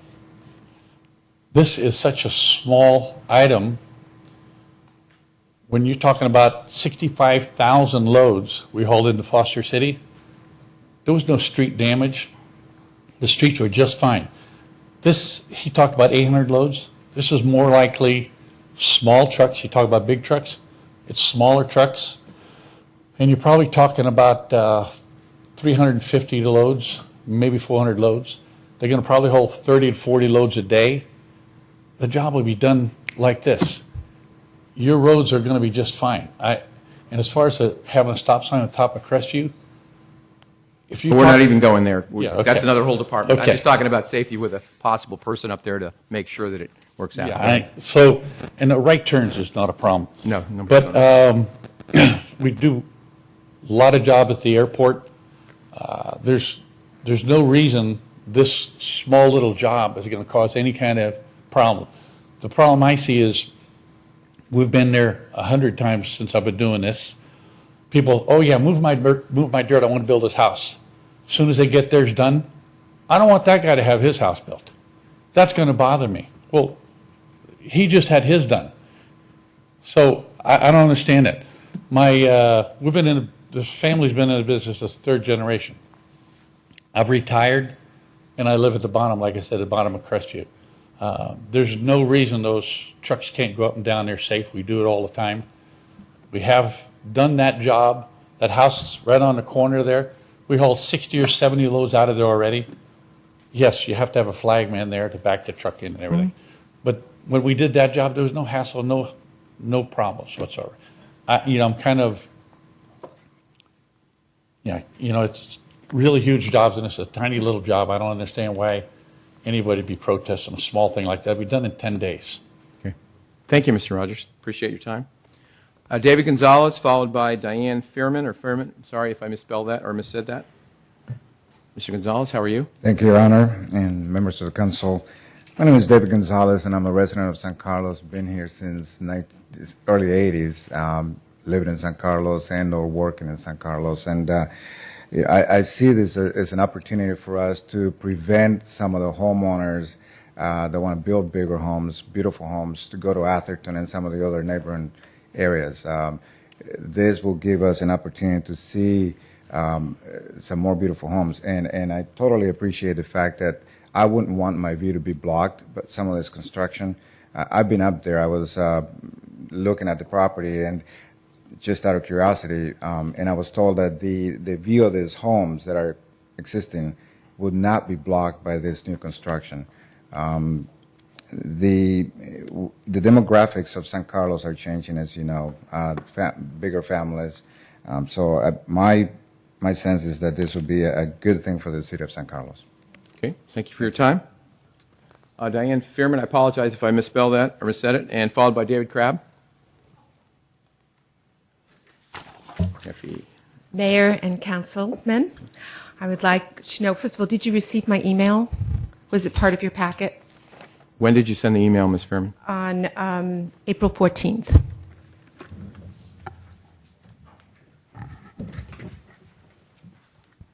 Is it part of our, we got a lot of paperwork here, so hold on a second. Let's check and see if we have it. Mr. Mayor, I see it in the packet. It's near the back of the packet. Near the back? Thank you. Okay. Changing and or amending the general plan is and should be thoughtfully contemplated. Why are you amending the general plan? The general plan takes a lot of time to put together, and I'm curious as to why you would want to amend it and do this annexation.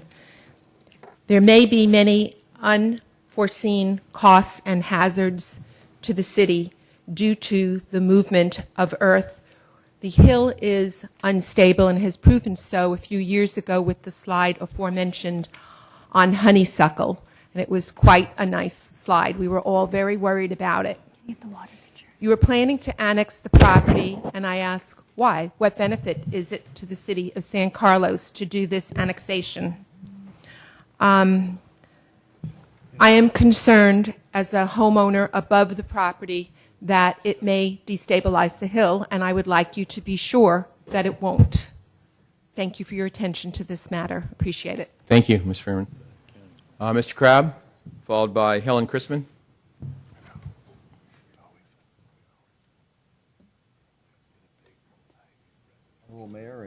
Mayor and members of the council. I live just above Crestview Drive, but I echo what the woman just before me said. What is the benefit to the city to annex this property? Obviously there are a lot of issues involved in this, unlike the annexation you had earlier, where you have a property that exists on a simple street that's already connected to the city, no big deal. But this is something else altogether. I counted, looked at the drawing there, I counted he has something like 8 or 9 retaining walls up there holding that hill together to build those houses. And it's, plus the existing house that is there now, which will be part of this thing that the city will take over, was built before Bob took over the property. It was done very badly designed, very badly constructed. They left the building out in the rain over almost 2 seasons. I would be really worried about how stable that thing is in the long term in terms of slippage. And so that's an issue. Fire access is an issue. Get back up in there. Let's see. It's basically, if you think about it, you're almost, there was a comment on the earlier annexation about flag lots are not good for emergency response.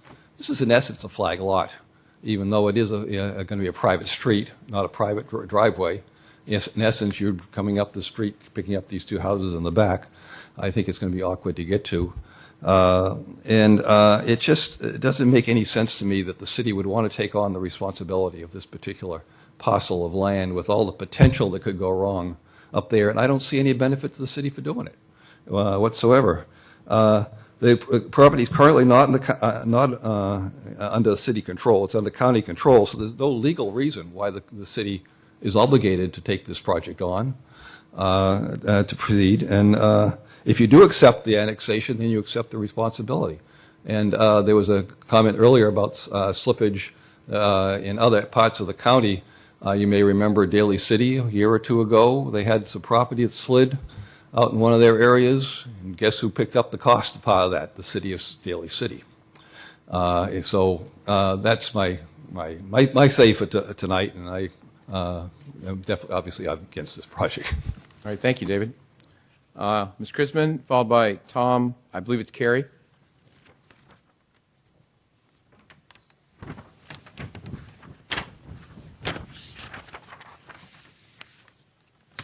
Yes, my name is Helen Chrisman, and I'm also a resident. I'm here in support of the project. It seems to me that this is an opportunity for the city to pick up a parcel of land at a very minimal cost because it's already surrounded practically by the city of San Carlos. Very little fiscal impact. The proposed plan, there is a home on the property, as has already been mentioned, and there is a proposal to build 2 more units on the property, low density. These will be large units with secondary units above the 3-car garages, is my understanding. These 2 buildings will not be visible from Club Drive, but they will be compatible with the existing residences in the neighborhood as far as matching up, if you want to put it that way. We need new housing that does meet our diverse demographics. These are homes that would provide for large families, perhaps with a live-in nanny, or perhaps meet the new trend of multi-generational living under one roof or under one property. As been mentioned, it will require new sewer connections, but you're right close to the sewer. It will remove the one property from the septic system that it's on now, and again, this would be paid for by fees and for connections and for service. The gain for the city will be potentially around $10,000 that was estimated in annual property tax revenue for an ongoing future. So given the fact that there's almost no cost for annexation, the filling of housing needs in the city, and the potential revenue from property tax, it only makes sense to me to approve this annexation. Thank you. Thank you, Ms. Chrisman. Tom Carey.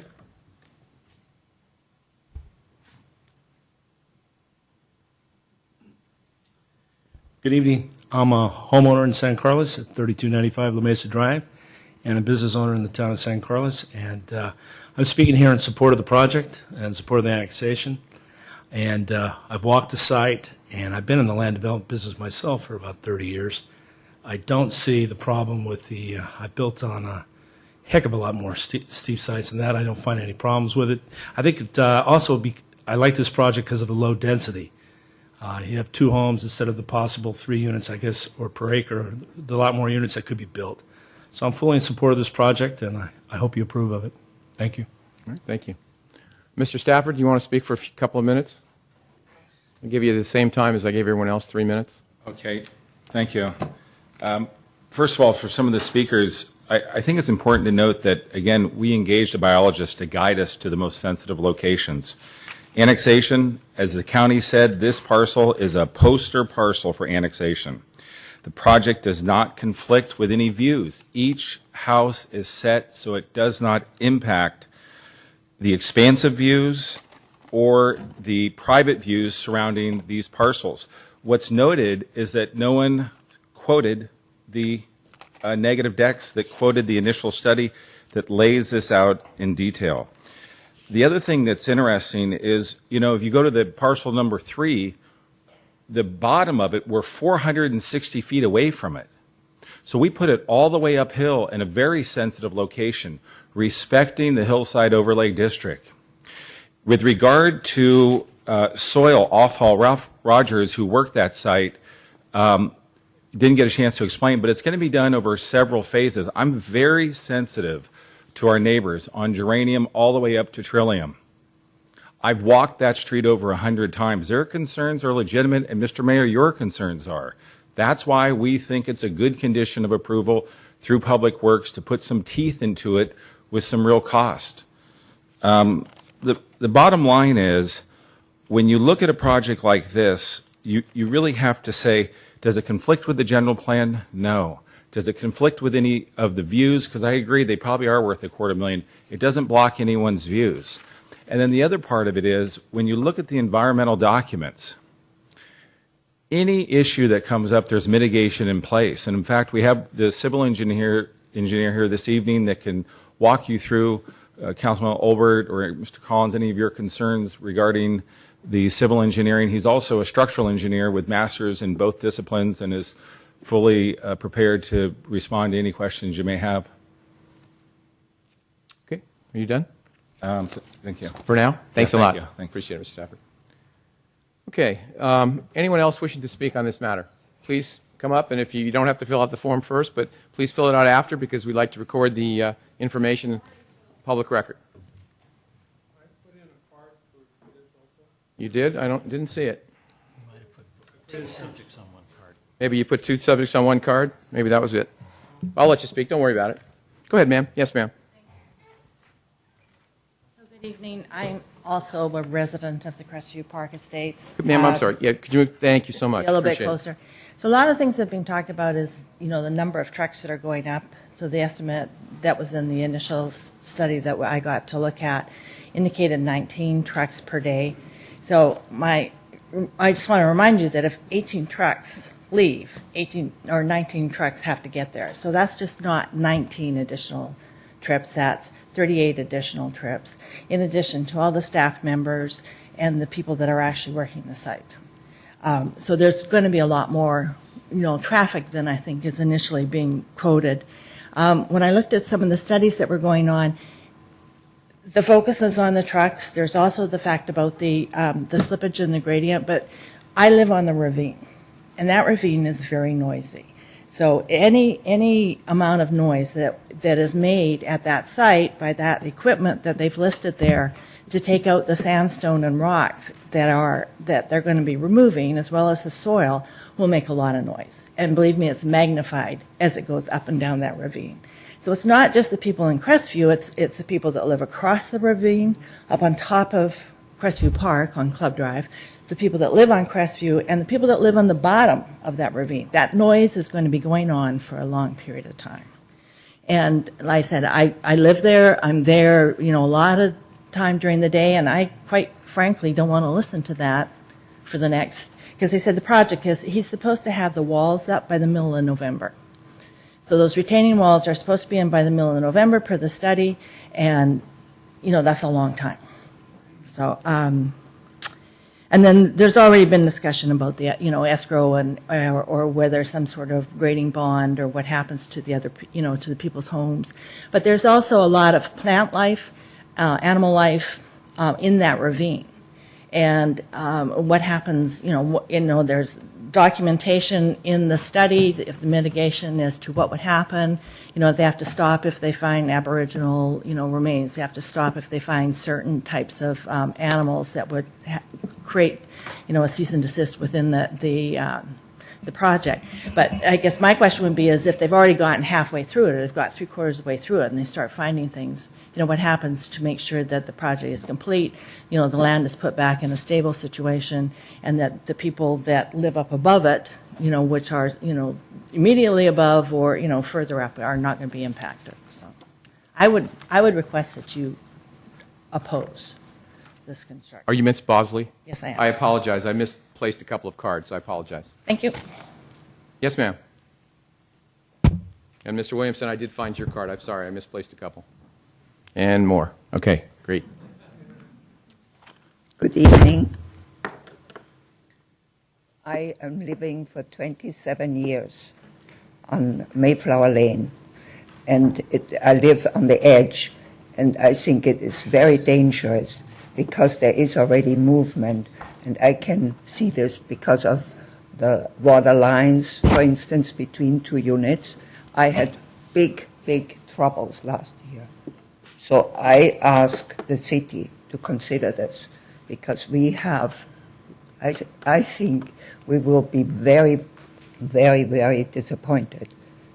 And the city will be responsible, I think, for damages that will happen by taking out 800 trucks of soil. And besides, that project is so ugly. 299 Club Drive is ugly. And if they are going to build other ugly projects like this, that would be really a disgrace. Have you seen the project of 299 Club Drive? It's really not very attractive. So I thank you for paying attention to Yes, my ma'am. request. Thank you for your comments. And I hope you will help us to not have this done. Thank you. Okay. Mr. Williamson? I agree. I have read the response that Mr. Stafford has put in my comments, and I think my questions are answered. One of the things that is incorrectly placed is my questions and comments that I send in are my own, not part of the Devonshire Property Owners Association, in that I provide information to our little poverty pocket by emails and such, but I try not to influence any of them as far as what my opinions are. I want theirs. But I have been going through this for some time with Mr. Gann and others, and I think this is a fairly good use of the dirt. It follows the 2-acre parcel size. As long as this doesn't limit how the grading contours are approved in the future and stuff, I'm in for this. All right. Thank you, Mr. Williamson. Now I have a card from Karina Hopkins. Was that you, ma'am? Okay. Thank you very much again. Sorry I missed that. Is there anyone else wishing to speak on this item? Yes, sir. Please come forward. And if you would fill out a card later, that'd be great. Thank you so much. Yeah, thank you, Mr. Mayor, Councilman. I happen to live right on Geranium Lane, and my property is the last one looking down onto the proposed new buildings. But that's just one issue. My point the points that I would like to bring up are this: with all of the issues that were brought up on traffic today, the inconvenience, the noise, the safety issues, with the ongoing slippage issue, that's a potential problem for the city going on and on after this project is finished, and the minimum payback that the city is going to get on this from property taxes from 2 additional properties, not 3, but 2, because there's one already there. And potentially my own personal problem is that I do have that view, and I don't know how it's guaranteed that my view will not be obstructed. With all of these, my question is, why would the city take on this contingency that's going to go on for years and years with minimal payback to the city? I would really hope that the city turns that down this. Thank you very much for your time. Thank you, sir. Is there anyone else wishing to speak on this matter? Okay. Seeing none, I'll entertain a motion to close the public hearing. Mr. Mayor, I move we close the public hearing. Second. Moved and seconded to close the public hearing. Further discussion? Seeing none, all those in favor say aye. Aye. Aye. Opposed? All right. Gentlemen, the floor is yours. Who would like to go first? I Unless guess, you want it, we can make a motion and then discuss it after, or whichever way you want to work it. So it's up to you, gentlemen. at your pleasure. No, it's up to you, you guys. Couple of comments? Sure, go ahead. Thank you, Mr. Mayor.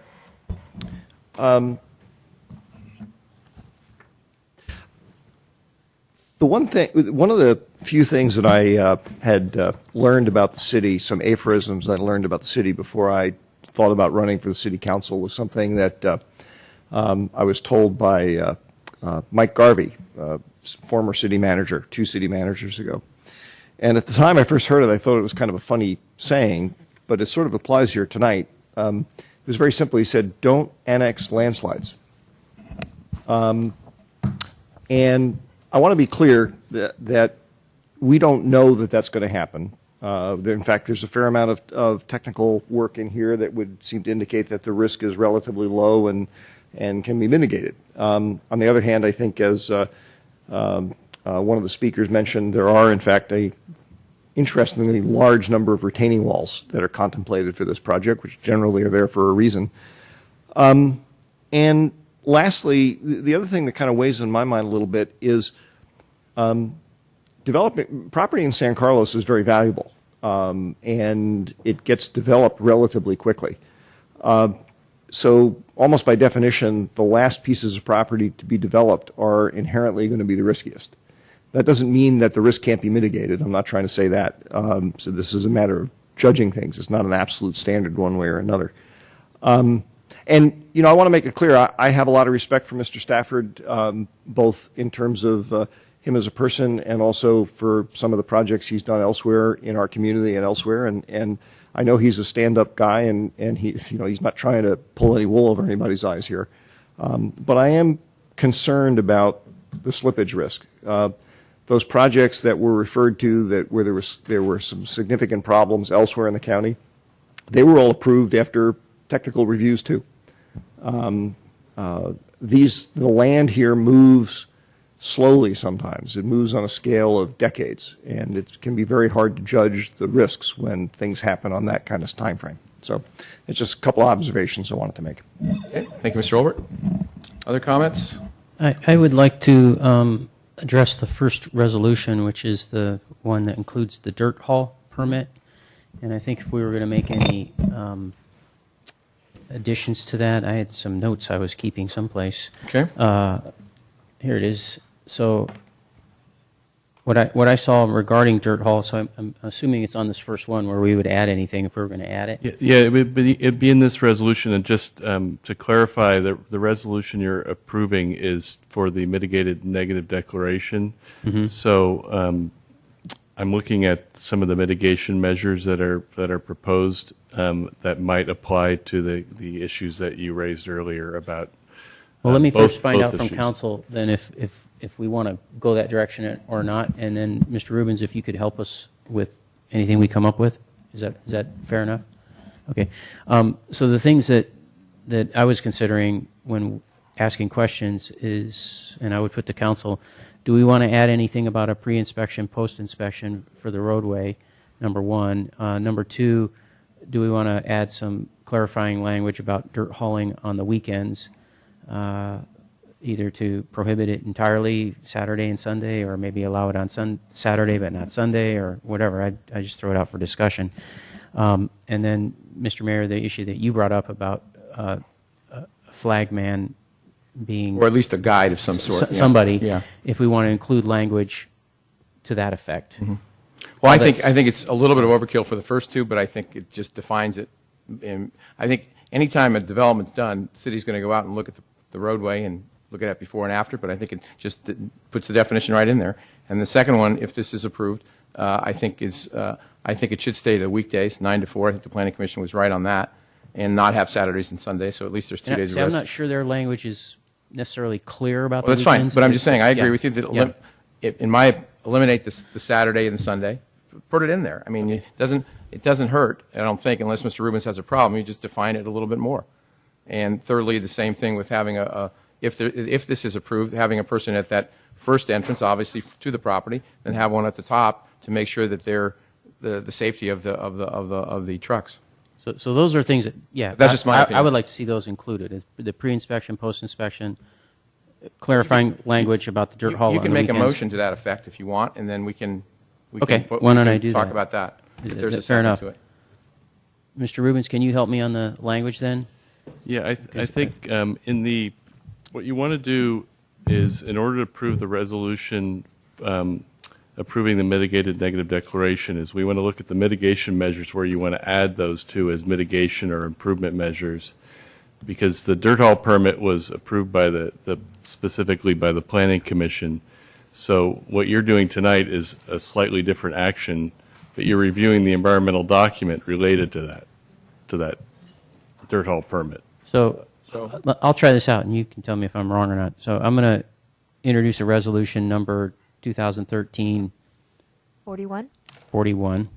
Okay, a resolution of the City Council of the City of San Carlos adopting the mitigated negative declaration concerning the project at 299 Club Drive, APN 04012070 for the associated pre-zoning, annexation, general plan amendment, zoning district boundary map amendment, tentative parcel map, and grading and dirt haul permit approval in accordance with the California Environmental Quality Act, or CEQA, and to add to the mitigation measures the following: a pre-inspection and post-inspection of the roadway by the City of San Carlos Public Works Department, a condition that dirt haul not be done on the weekends, and a condition that a flag person be located at the entrance to the site during dirt haul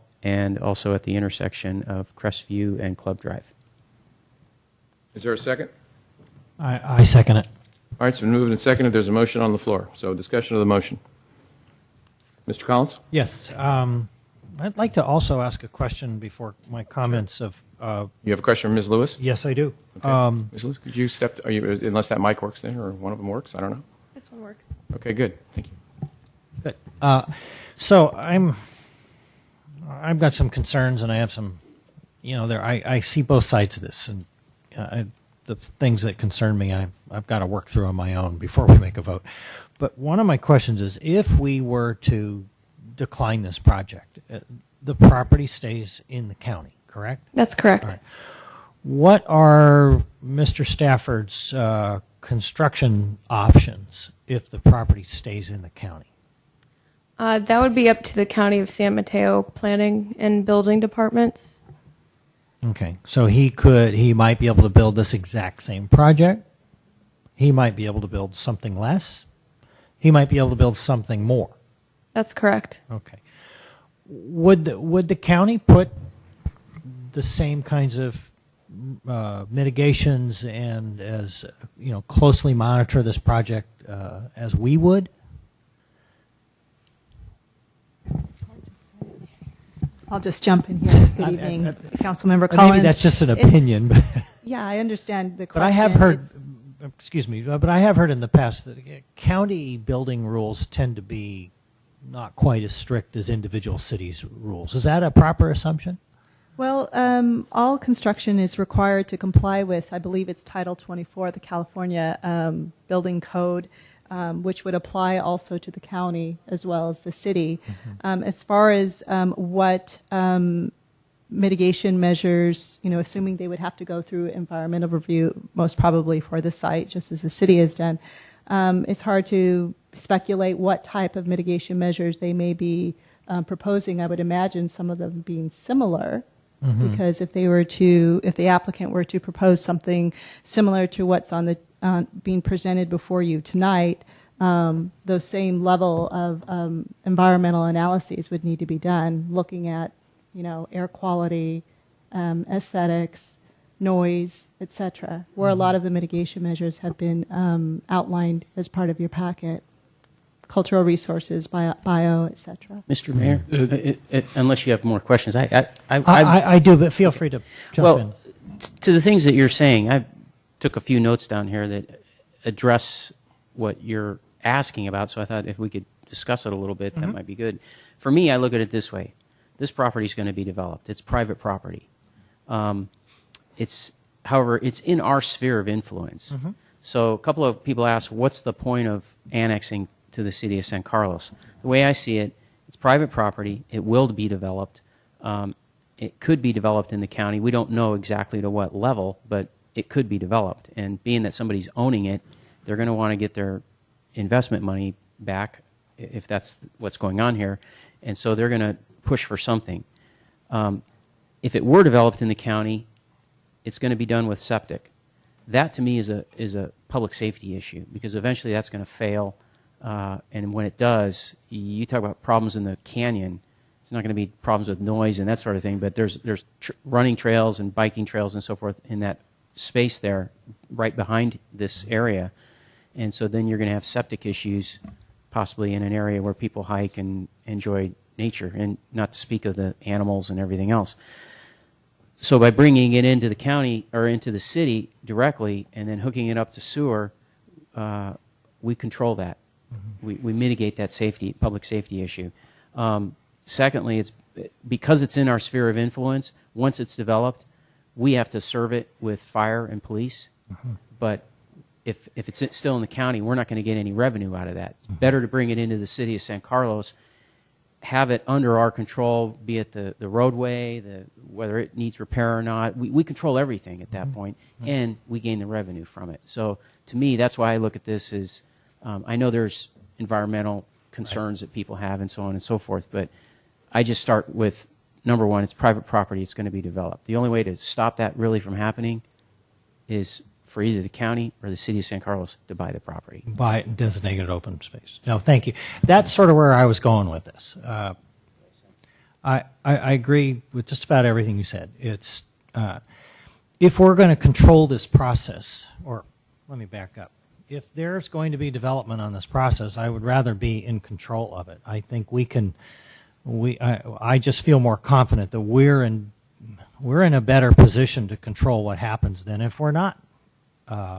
If it's not in our city limits, and that's another reason I brought this up, is what happens if it's under the county.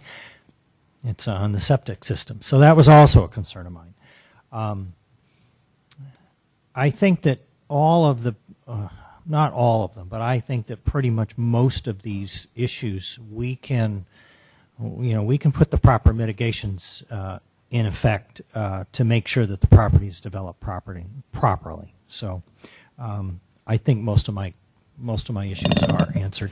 I grew up in the area. I grew up on Plymouth Avenue. Hiked all in that area. At one time, there were no houses up there. I think there's been probably property and developments built on steeper lots. And as far as I know, they're still there. I am sensitive to the slippage issue. I think that's something we really need to stay on top of.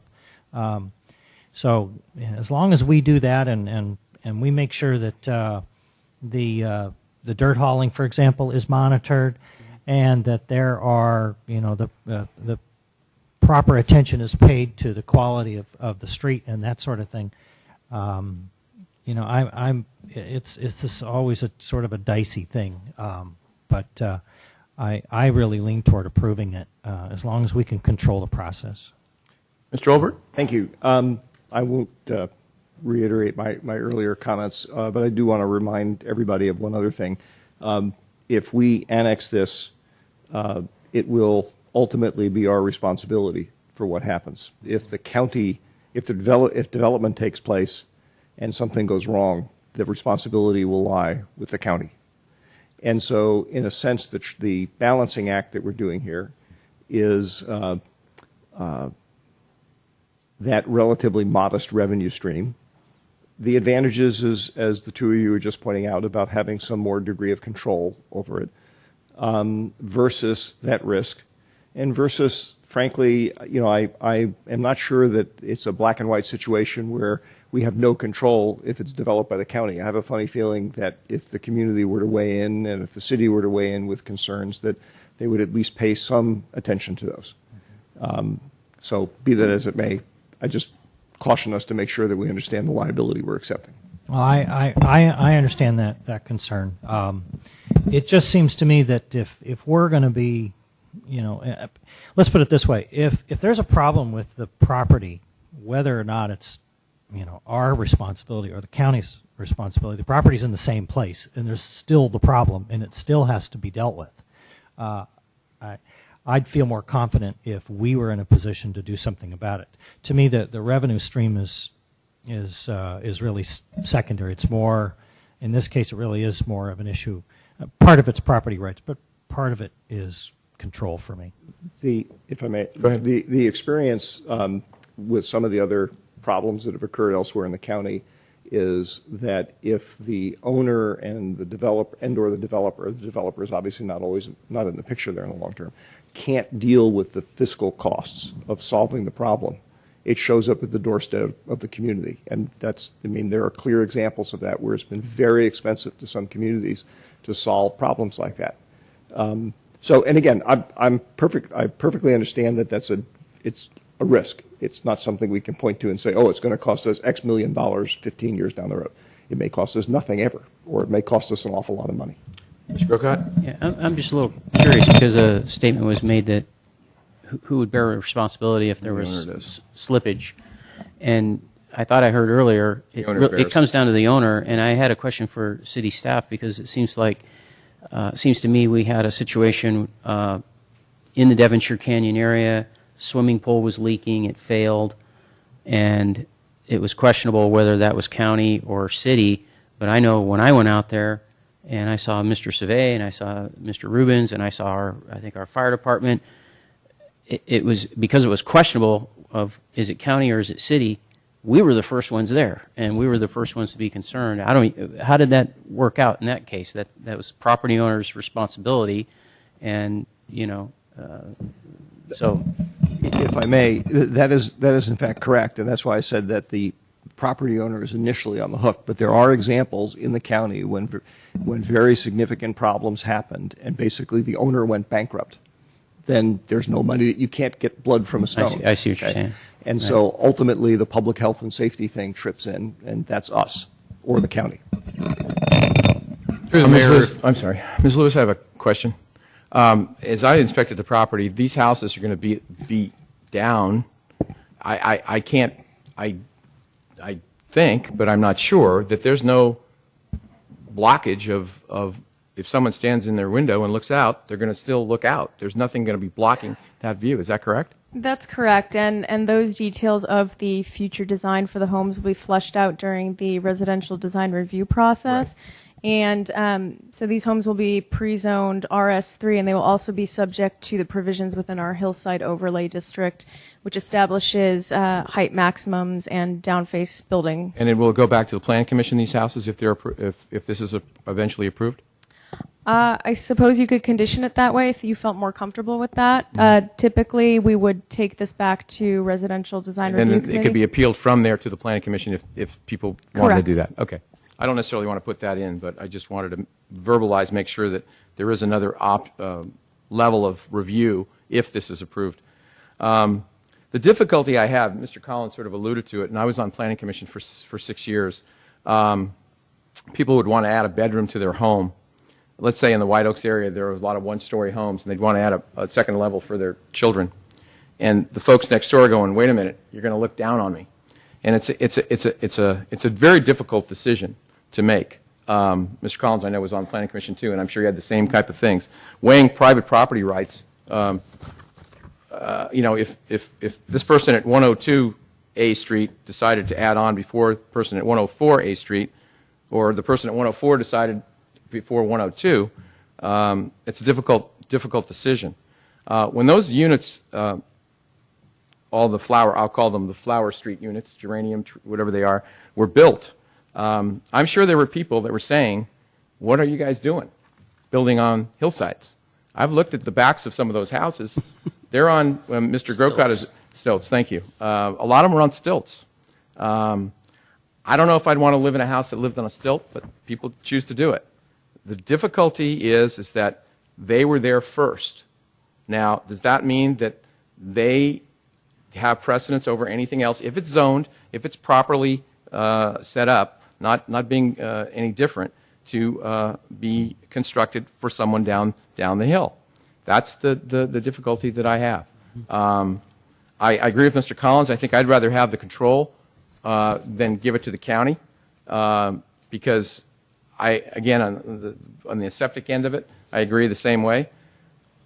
This is a tough one. The property rights of who gets to do what. And again, as indicated, if we turn this down, there stops nothing from the developer to go to the county with some other project. Now, if the developer is not allowed to build anything on that project ever, I think the developer has an issue. I mean, if the county and ourselves both turn it down, I think there's an issue there because it is zoned right now for that. So I'm going to be voting for this project, and I think we have a lot of controls in place to make sure that it's going to be a properly built one. And it's a tough call, but that's how I'm going to come down on it. So anyway, other discussion or comments? Can I just make one comment to Mr. Stafford? Assuming that this is approved, and this is based on prior experience for when I was on the Planning Commission. Please make sure your truck drivers follow the dirt haul route and don't deviate from it. I remember when we were on the Planning Commission, they went down different streets than they were supposed to, than the designated dirt haul route, and we had residents very upset. So just speaking from prior experience, sitting up here. Any other comments, questions? I'll call the question then. Roll call, please. Councilmember Clapper? Oh. She's Councilmember recused. Collins? Yes. Councilmember Grocott? Yes. Councilmember Olbert? No. Mayor Grisilli? Yes. We have another item Let's on take this. a look at that. Yeah, another thing we have to do here. Resolution number 2013 42. This is a resolution of the City of San Carlos City Council adopting a general plan map amendment for the property located at 299 Club Drive. The APN is 049012070 to a land use designation of single family low density 3 DU per acre. Is there a second? Second. Any discussion on this item? Hearing none. Roll call, please. Councilmember Collins? Yes. Councilmember Grocott? Yes. Councilmember Olbert? No. Mayor Grisilli? Yes. And one more item, I believe, on this, an ordinance? Is there? Introduction of an ordinance. The red tag. The red tag. Okay. Thank you. Okay. This is ordinance number 1462. 1463, an ordinance. 62. So this is to introduce. 62. 62. 62? Sorry, I didn't hear you correctly. Okay, 1462, an ordinance of the City of San Carlos City Council adopting a zoning district boundary map amendment for the property located at 299 Club Drive, APN 049012070, to allow for pre-zoning of the property to RS3 single-family low density. Is there a second? Second. Moved and seconded to introduce an ordinance. Any further discussion? Hearing none. Roll call, please. Councilmember Collins? Yes. Councilmember Grocott? Yes. Councilmember Olbert? No. Mayor Grisilli? Yes. Thank you. We'll move on to the next item on our agenda. It's Planning Commission. If someone could get Ms. Clapper. She's probably outside.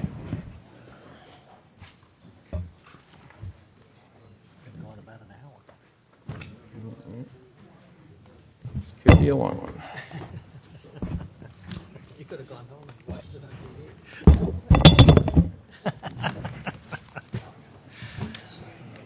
What do you want, 8A? Next item on our agenda is item 8A, consideration of adopting ordinance number 1460 to extend urgency ordinance number 1458 pursuant to Government Code Section 65858A for 120 days, imposing interim zoning in the general commercial/industrial GCI zoning district, requiring a conditional use permit for all new uses. Mr. Savay? Good evening, Honorable Mayor, members of the City Council. As you recall, back in March, the City Council adopted an urgency ordinance requiring a conditional use permit for all new uses in the GCI zone, and that was for 45 days, and that was to allow city staff to have time to evaluate the types of uses that would be permitted in that zone. Tonight, staff is asking for an extension of that 45 days to 120 days from today to allow staff to have a little bit more time to finish up our analysis and bring it forward to EDAC, the Planning Commission, and finally the City Council. And 10 months and 15 days is the maximum extension that we could be requesting. And the thing that began this request for an urgency ordinance, these pink areas you see here on the map is the GCI zoning district. And the area that started the concern in particular was the landmarks, this landmark site here. And these 5 parcels located here at the corner of Holly and Industrial near the freeway there are known as the landmark hotel site. And it's identified as such in our general plan as a landmark site. And there's 5 parcels there, and the city's economic development plan has identified those properties as a strategic objective. And the city has been exploring the feasibility of different development projects there for quite some time. We've been looking at hotel, medical office, restaurants, gathering spaces at that location. And significant studies and time have been put into this property over the years, and it's gone forward to EDAC, to the Planning Commission, and City Council as part of the general plan. And the intent is to look for orderly and economically sustainable development on these parcels. Currently, what we have is an immediate threat to the landmark site, and for instance, currently, as we noted earlier, large-scale fitness centers and gyms are permitted uses, and we've been approached by a developer who wants to do just that, and that's would prevent new development and for in perpetuity. It really would be irreversible. If something like that went in, you consolidated a couple of these large sites, it would be a significant change in the ability to develop this as a whole master plan landmark site. So the interim ordinance is necessary to prevent this irreversible development from occurring. And what we're asking now, again, is for any new use that comes into this area, into the GCI zone, you have to go through a conditional use permit with the Planning Commission.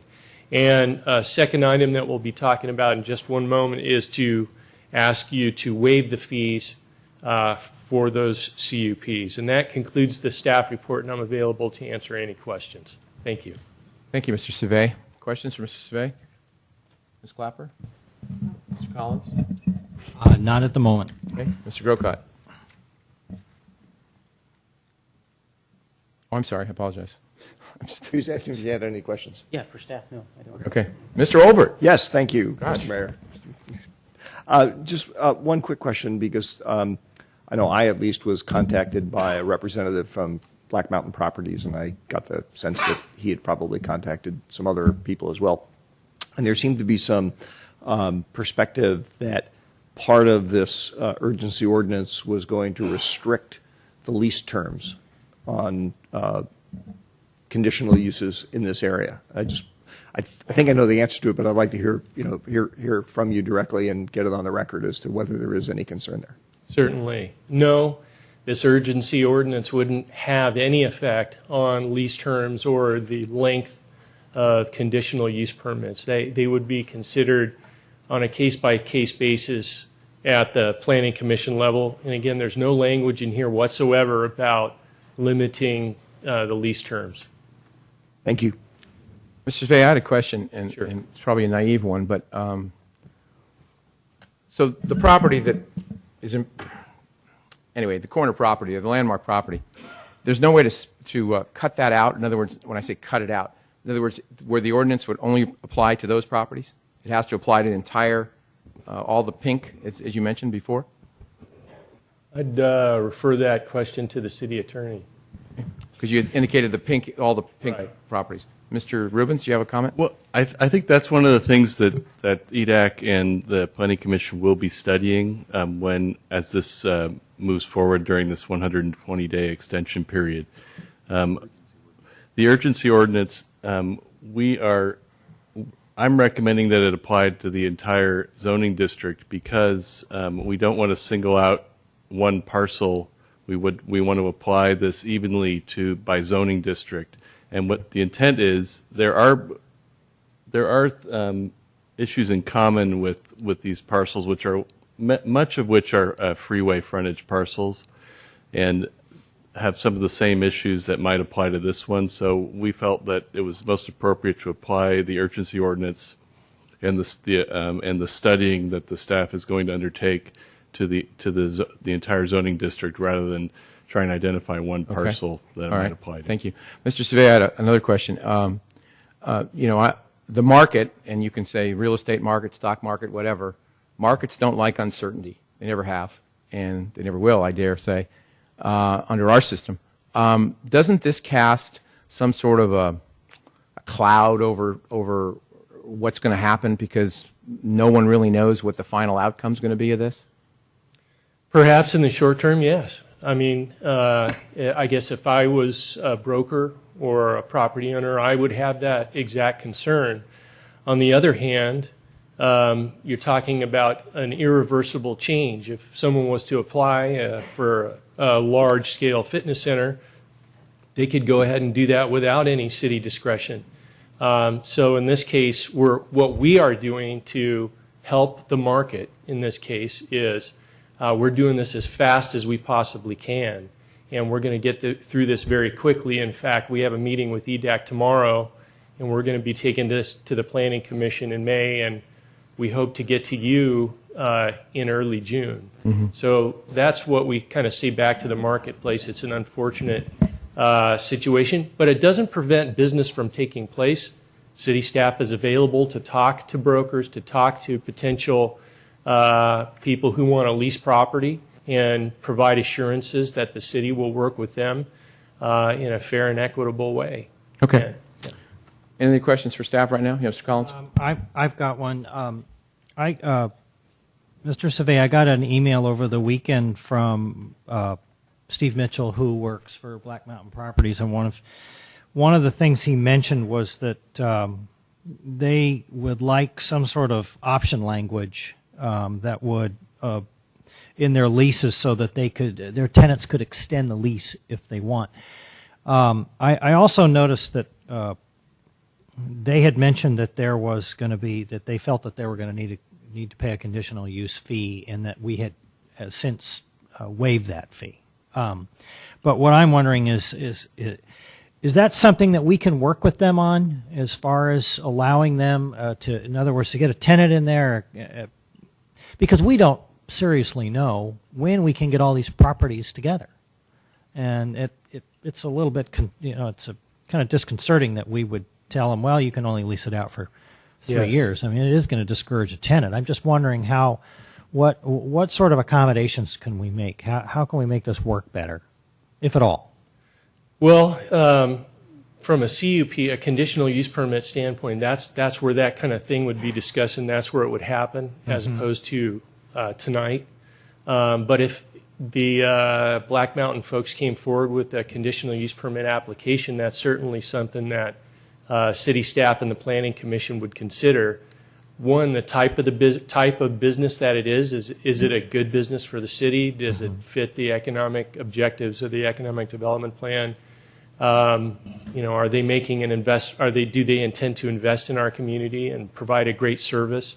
So those are the things that the city would consider, and sure, the Planning Commission, city staff can make recommendations to the commission based on those criteria, and the commission could consider more than 3 years, and maybe a 5-year or something like that, and could even potentially consider extension consideration later in the future if something doesn't happen on the landmark side. Yeah. Because it seems to me that we have sort of two uses here. One that's the type of use that we'd like to see, that's going to bring revenue, and then another that's going to bring virtually no revenue to the city. Right. And that's what I'm struggling with right now. Understood. That's all I have for now. Other questions for staff? Yeah, I just want to be clear, so I'm going to ask this question. What what exactly, we had a crack at this when we did the general plan. What exactly did we miss? Well, it wasn't the general plan, it was the zoning. So the general plan was very clear. The general plan has policies for the landmark site, but what we missed, and the intent was good, okay, when it went through the Economic Development Advisory Commission, Planning Commission, we all had a look at it. Everybody did, city council, city staff.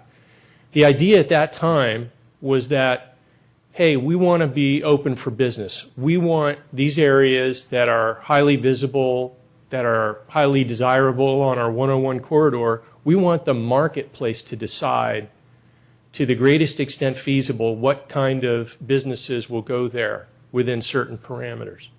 So that's the approach that we took, which is if you talk to people in the broker community or even on the regulatory side, that's really what you're aiming for, is something that you can accept and be, free market economy and let things happen. That's good zoning, that's good regulation. But I think I mentioned this when a similar question came up in the first urgency ordinance, is sometimes even a new car needs an oil change. We're now using this document just like you would tools to build something, and we're finding that, hey, we need a new tool. We need to make an adjustment to this. And cities do that all over the country. They find out, hey, something doesn't work. This is a brand new ordinance that we're going to have for 15, maybe 20 years. We're in the first year of implementation. So the tool that we're missing is?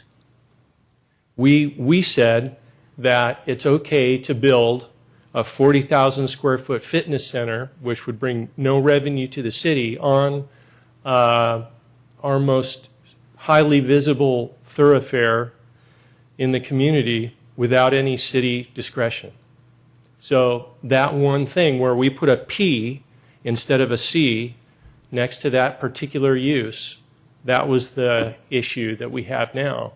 So we're going to go back and we're going to look at that among other issues and see if there's any other uses that meet those same problems that we have those similar problems with, and we're going to try and do a tune-up. When you said a P and a C, what did you mean? What I meant is permitted. In the code, it refers to things under P. It means permitted, and under C it means conditional use permit. So we said, hey, we're going to be open to this, and so sometimes the marketplace instructs the city, and that's the nature of the way we do business. Okay. One more question? Mr. Grocott, were you finished? Yeah, I'm sort of thinking, so go ahead. Okay. Mr. Svay, it's just the thought that occurred to me. I want to make sure I understand. The study effort that is underway to create a longer-term solution, I mean, we actually don't necessarily know right now the form of that, what it's going to take. I mean, because that's the reason why we're studying it. We're basically saying we want to look at some of these issues, and you mentioned about a tune-up, but the nature and magnitude of the tune-up, to use that metaphor, is still under consideration. That's correct. And so there is a level of uncertainty here in terms of, gee, is it going to be a very significant set of additional constraints, or might it be a relatively minor set of additional constraints? And we really just don't know what it is. That's what you're trying to figure out. Yes, that's right. Okay, thank you. All right, well, we've got other questions I'm sure we can ask, but I'd like to hear from the public. I've got about 6 speaker cards here. The first card I have is Mr. Ted Hanig, followed by Mr. Steve Mitchell.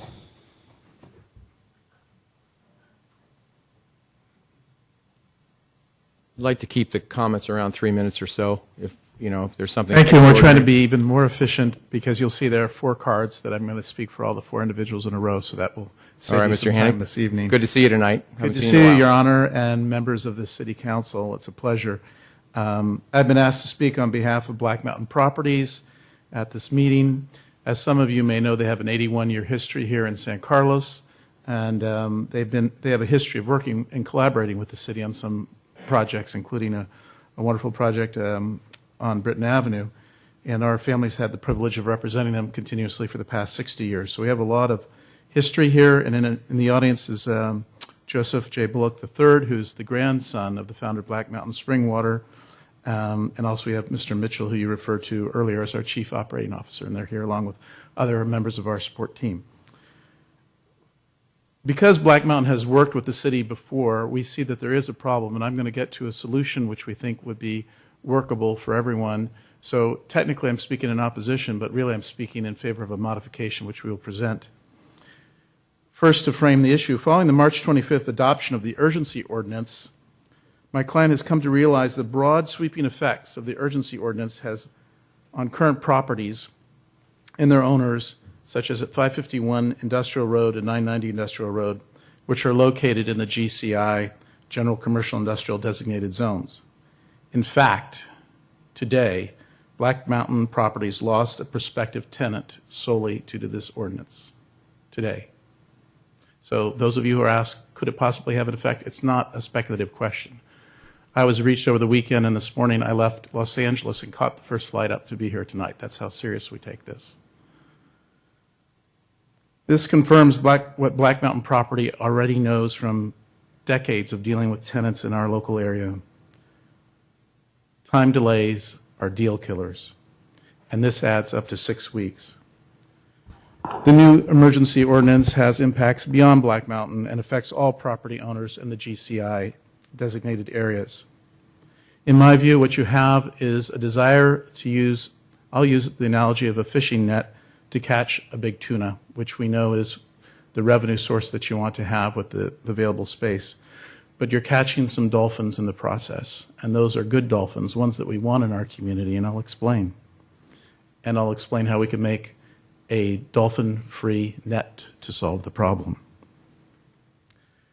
The city officials and the city council need to be aware that any further extensions of the ordinance without modification of this net will send an unnecessary message to all prospective businesses considering to locate in this district that the city of San Carlos has become unfriendly to small businesses.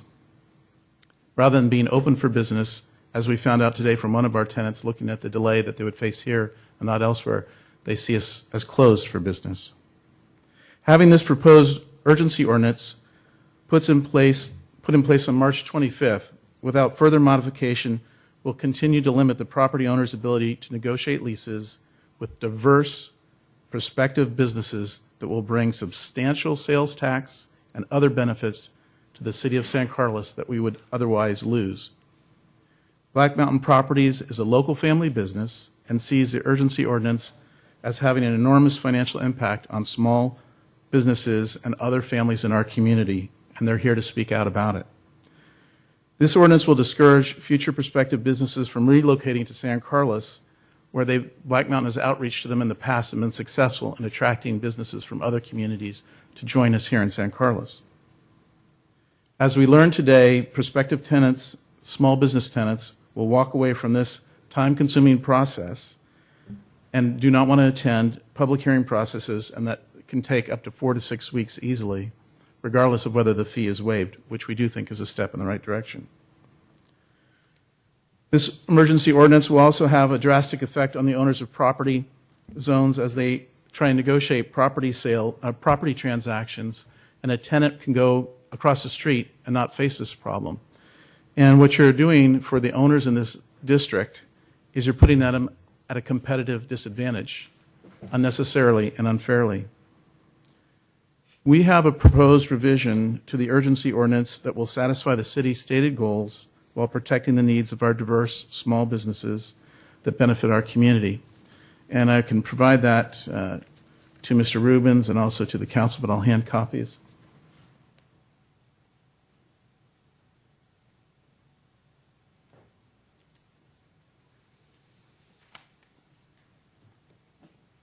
Our suggestion is, in your proposed ordinance, which I think you might be taking up in the next agenda item as well, that in addition to waiver of the application fee for the smaller businesses, that this emergency ordinance not apply to businesses which occupy 5,000 or less usable occupied square feet. This will allow the dolphins, if you will, to flourish and not be hauled in with the big tuna that you need to deal with. It does not solve our problems at 551. We're not addressing that because the space there is larger.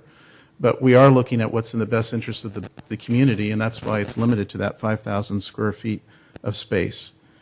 So we believe there's an answer at hand, and that one that we can collaborate on and work with. But if you fail to make such a modification, we feel we'll continue to lose businesses. This isn't speculation any longer. It's real, and it happened today. It'll happen tomorrow, unless you act to help solve the problem your net is creating. Thank you very much. Mr. Haney, could I ask you one quick question? Certainly. So I haven't had a chance to read this whole thing on the whereases and the legal things. So what you're saying is, right now, the ordinance, and if Mr. Survey could verify that. The yellow highlight is our addition, by the way, so only the yellow highlight is what I've provided. The white is your existing ordinance. Okay. Proposed so ordinance. What you're basically saying is, under this emergency ordinance, waives the requirement of conditional uses for occupy. I see, 5,000 or less. So right now it applies to every piece of property, regardless of size. Unnecessarily so, correct. I understand, in your opinion. And so what you're asking for is that anything 5,000 or less be exempted, so to speak, from this ordinance. That's correct, Your Honor. Okay. Thank you very much for your comments. We'll have staff be looking at that, I'm sure, in the interim. I have other speaker cards. I don't. Mr. Mitchell, would you want to speak? Or okay. Mr. Bullock, would you like to speak, sir? You certainly can if you want. Okay, sure. That's all right. Come on up. Happy to have you.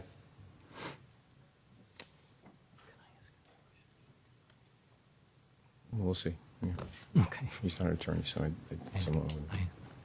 I grew up in this town, and I owned Black Mountain Properties and started with Black Mountain Water Company here back when I was a kid. So I've seen this town grow from years and years ago to what it is today, and I know a lot of you people. I've invested a lot of money into this town and into this community, and I still support what the city is trying to do with the landmark corner. But it's at the cost of other buildings and other tenants that I currently have here in the city, and it's not fair. I don't think I should be held at bay and have the city dictate to me how many years I can sign a lease with a tenant, or what tenants go into those particular buildings. I understand why this came about, and I support the city on that corner, because I'd like to see a big office building, a hotel or something go in there too. But if the city wants to control that, let the city buy that property. Let the city own that corner. Then they have control. But why do it at the cost of us, the cost of the landowners? And why hinder us in the value of our properties and the tenants that we put in there and the terms and conditions that we negotiate with our tenants? Why should we have the city telling us what to do? And I don't agree with that. And that's why I'm here tonight, because there's other ways of getting what the city wants on that corner. And I'm full supportive of it, but not at my cost or the other property owners' costs in the city today. I mean, I'm looking at investing another $30 to $40 million into this city in the next 12 months. This type of ordinance is going to preclude me from doing that, because it's jeopardizing other areas in other buildings in the city that I would like to acquire. And I'm not going to acquire them with this kind of condition put on them at all. And you well know that when I buy a building in the city or develop a project in the city, it's a first-class project. And I try to bring those buildings up to a standard where the city is proud of them, and I'm proud of them, and my tenants are. And I would urge you to adopt something that is earmarked towards that corner. Forget the other buildings. They're not a problem. They never have been a problem. But why include all those buildings into trying to control a corner, the landmark site? You're jeopardizing a lot of landlords, you're jeopardizing a lot of tenants, and you're creating a lot of problems, and I'm not going to let it go away. Thank you for your comments, Mr. Bullock. Appreciate you coming. Next speaker's card I have is Tim Howarth. Okay, thank you, Mr. Howarth. John Pay? And Mr. Pay be followed by Mr. Steele.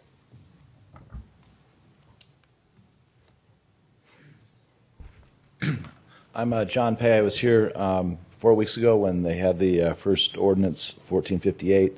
At that time, I do not think any of the other property owners were here, but tonight I know that all of the property owners in question are here.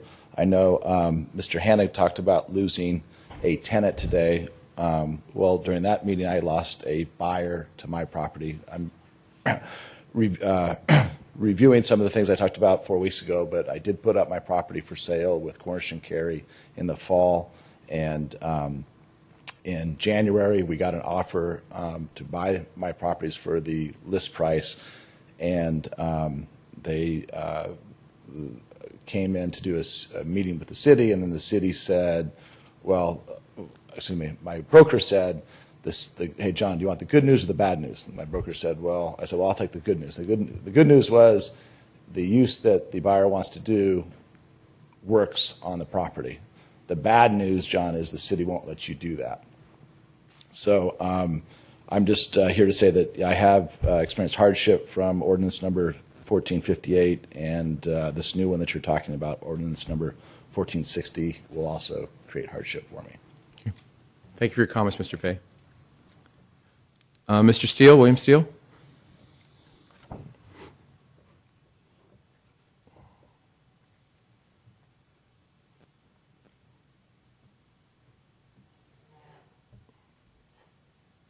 Thank you for giving me the opportunity to speak. The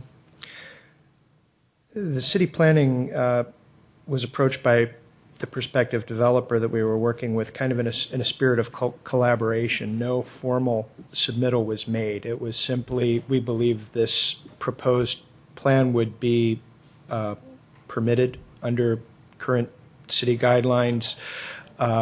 Would you be supportive or would you not be supportive of this concept? And if not, perhaps we could take a step back and revisit it and come forward in another way that would be supportive. And the fallout from that's been what I would call pretty heavy-handed as we're all sitting here today.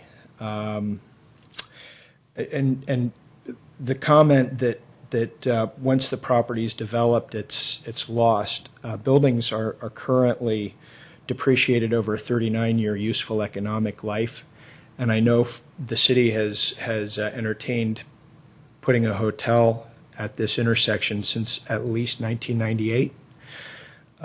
So that's literally almost the third of the useful economic life of a building that would go here or a hotel that would go here. And believe me, as I'm seeing the residential real estate market come on as strong as it is, and I'm seeing 15, 20-year-old office and R&D buildings demolished to make way for housing, market forces do dictate development, and there hasn't been a market driving force to support hotel development here.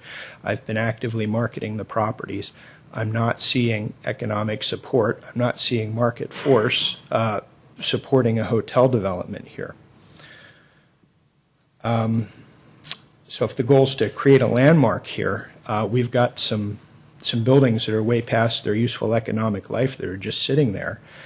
We've got an opportunity to inject some life into this area, and we've fairly effectively scared off a developer that was interested in going forward and trying to improve this area. So I would love to see this group come back to the table, but there's been some significant roadblocks that have been put in place that have made the group we've been talking with very apprehensive about going forward.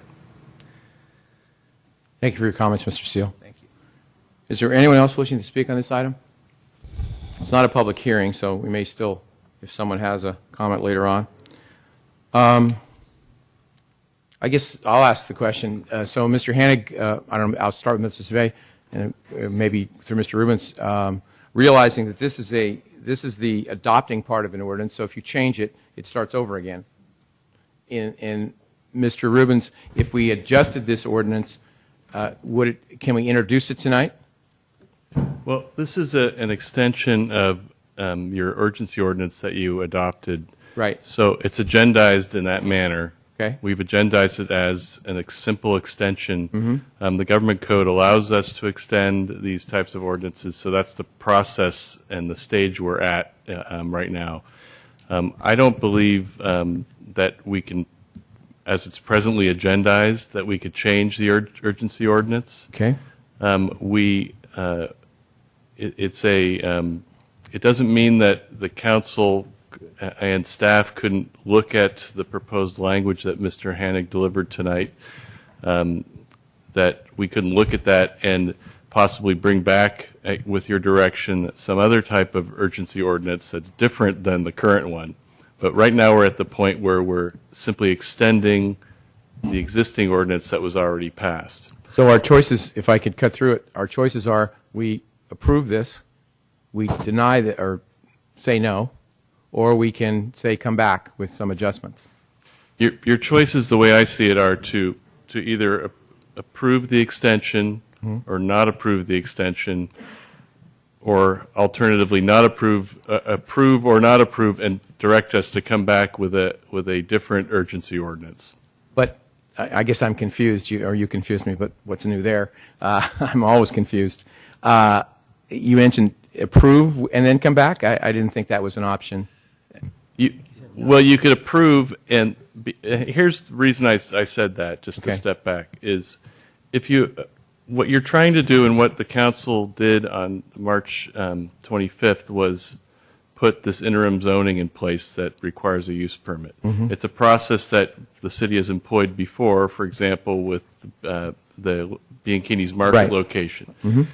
So what your options once you initiate that process are the code allows you to have that first initial one for 45 days, and then you can extend for much longer. And we're recommending the minimum amount of time, really, I think, procedurally, to get a review of the particular zoning district, CGI zoning district, and then bring it back for a permanent ordinance amendment proposal. Now, you could also, when you review that, you might not like that proposal. You might decide to tweak that. The Planning Commission has to look at it first. All zoning ordinances that are permanent in nature need to be reviewed by the Planning Commission first. So that's the process we're at now. If you approve it, if you don't approve tonight... Wait, you just jumped in and confused me right away. Okay, Mayor? If you do approve just a second, I'm sorry, because I know I'm bouncing out around. Yeah, you are. And I just want three or four choices. Okay. Or all right, just so in the English. choice, again, the choice you had the question about is approve it and then instruct us to come back. The reason I would say that's one of your choices is because you don't want the interim zoning to expire. You want it to stay in place, because if you don't, then tomorrow someone could come in with a building permit and you would not have had the protection of this ordinance. That was what was When you say intended. come back, would it be the next meeting? Yeah, at the next meeting you could instruct. No. Well, at a meeting that's convenient for. Right. In other words, at another date. Okay. It's going to be more than the next meeting.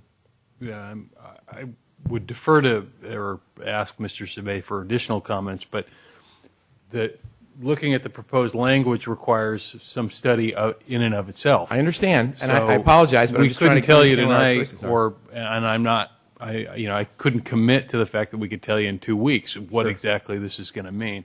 We could certainly bring it back as soon as we can. As Mr. Sabay said earlier, what we're trying to do here is fast track this as fast as we can, out of respect for the property owners in the area. We understand we're causing a problem for them in operating and maintaining their property, and we're trying to get the final solution back.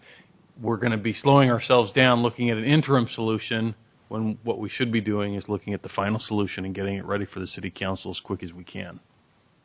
No, sorry, Mr. I'm going Mayor? to ask the question. Mr. Grocott? So I would actually like to look at alternative 3 here, which is simply provide staff with alternative direction. For myself, I'm looking at this, and this to me is very similar to the other issue we just looked at with annexation and private property rights and so forth. This ties into people owning property, gaining enjoyment from that property, whatever that means, whether it's economic or living in a residence or whatever. In this case, it's obviously it's commercial property, so it's all about investing in a piece of property and having a business there, tenants, whatever. And we're obstructing that process for a number of people, Mr. Pay, Mr. Bullock, et cetera. And this, I don't know who this gentleman in the back here too. To me, that's not fair. Now, this might be a different situation, in my opinion, if the owners of Bayshore Builders, Velocity Sports, Gasoline Alley, and Pimentel Drywall lived in Oregon, Washington, and Nevada. And, you know, we have people like that in this town that own property, or it's a trust. You know, it's a family trust, and they've kind of forgotten about it, and they let it, you know, go decrepit, and they don't really care because they're getting their money from their tenants. We don't have that situation. We have Mr. Bullock, who has lived in this town for, like he said, for his whole life. His family goes way back in this town. He understands what we're trying to do here. Mr. Pay is local. The gentleman in the back, I assume, is local. All these people are local. They're here tonight, sitting in our chambers. I think the key word was used by the representative of Black Mountain. He used the word collaborative. And I think that's what we need to do here, is take a collaborative approach and get, you know, all these interested parties and city staff to sit down and, you know, they know what the deal is here, and sit down and see what could work. I'm not convinced that even what Mr. Pay wants to do with his property means that a hotel site couldn't be built here, if a hotel site should ever be built here. Because as the realtor gentleman said, there doesn't really seem to be a market for that in any near future. But I don't see why Mr. Pay really can't do his project and do it in such a way that still a hotel site could be built on the rest of this property. I just don't see us as a city, again, I'll close with this conclusion. I don't see us being collaborative with people who are local, live here, do business here, have had their families here, and so they're right there. We can be collaborative with them. So that's what I'd like to see the city staff do. Other comments? Mr. Olbert? Yeah, actually, a couple of comments, but first, a couple of additional questions that occurred to me after we started the discussion. Mr. Survey, can you give me some sense of, in terms of new businesses coming to San Carlos, how many of them arrive as permitted uses versus conditional uses? In other words, what proportion basically go through one channel or the other? I would say the majority of businesses that come in are permitted uses, vast majority. Okay. My other question actually has maybe for Mr. Survey and actually for Mr. Survey and Mr. Maltby and Mr. Rubens all collaborating together, but to use a word, to steal a word. I only steal from the best. We are trying, staff I presume is trying to move this analysis and review ahead as fast as you can. And would I be correct in assuming that if in some fashion you were able to do it, get ready in less than 120 days, that you would bring it to us? That's correct. In fact, I think the timeline that Mr. Survey outlined earlier, that had this coming back to you hopefully in June, and the fact that we're planning on meeting with EDAC tomorrow night on this, shows that we're moving this as fast as we can through the process. So to be clear, and thank you for reminding me, I do remember Mr. Survey saying that in answer to an earlier question. So while we are being asked to extend this for the full statutory period, effectively the target plan is measured in what? That's about 6 weeks, is that right? Something like that? 71 days from today. Right.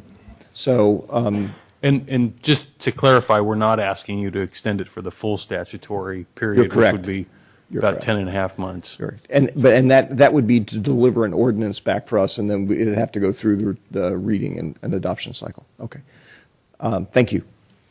Other questions or comments?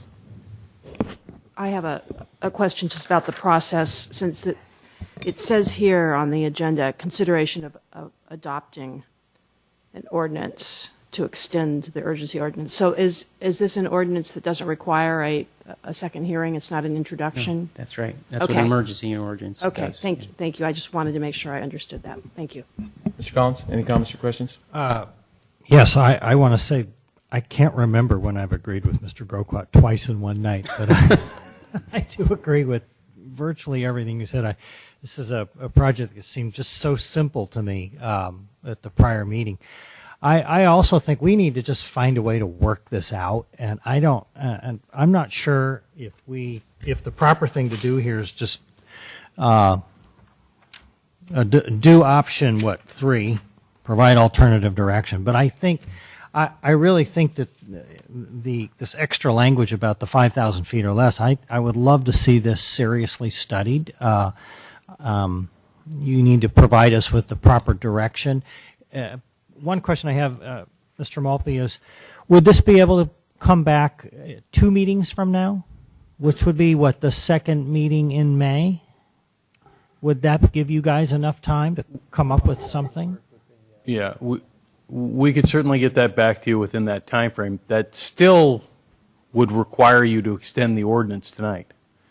Without the ordinance, it's Right. going to expire. There are no protections. Land use returns to normal. One application comes in, and we may not have an interest in the landmark site at all.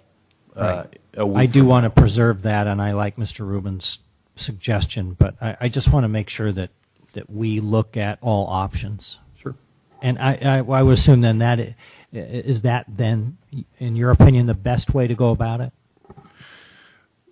I think at this point we're really just talking about a matter of a couple of weeks, one way or another. I would rather the focus be on getting the permanent solution before the council through EDAC, the Planning Commission, as quick as we can, rather than trying to continue to tweak the urgency ordinance. Right. If ultimately what it's going to do is accomplish you making a tweak this small for a period of 2 or 3 weeks, which is, based on my assessment of the timing, what we might end up gaining by doing that here. So if I understand, we'll certainly try if that's the council's desire. If I understand to do it, that. right now we're 31 days into the ordinance, so we have 14 days left. If we do nothing here tonight, it expires in 14 days. So on the 15th day, I just want to make sure everybody understands, all bets are off. Anybody can do whatever they want with whatever property. So in theory, someone could come in, Mr. Smith, Mr. Jones, and purchase some property on the landmark site, and that would be it. Or just apply. Or just apply. Yeah. Okay. Put a permit in. Yeah. I understand. I'm just trying to make sure everybody understands the drill here. Yes. If we approve this tonight, it extends it out till another 89 days from today, 120. 120 from today. 120. From today. Yes. So it adds another. So it does, the 45 doesn't count part of the 120? No. So it's 120 days from today. That's 2 months from today. Okay. Which would be 4 Four months. 4 months.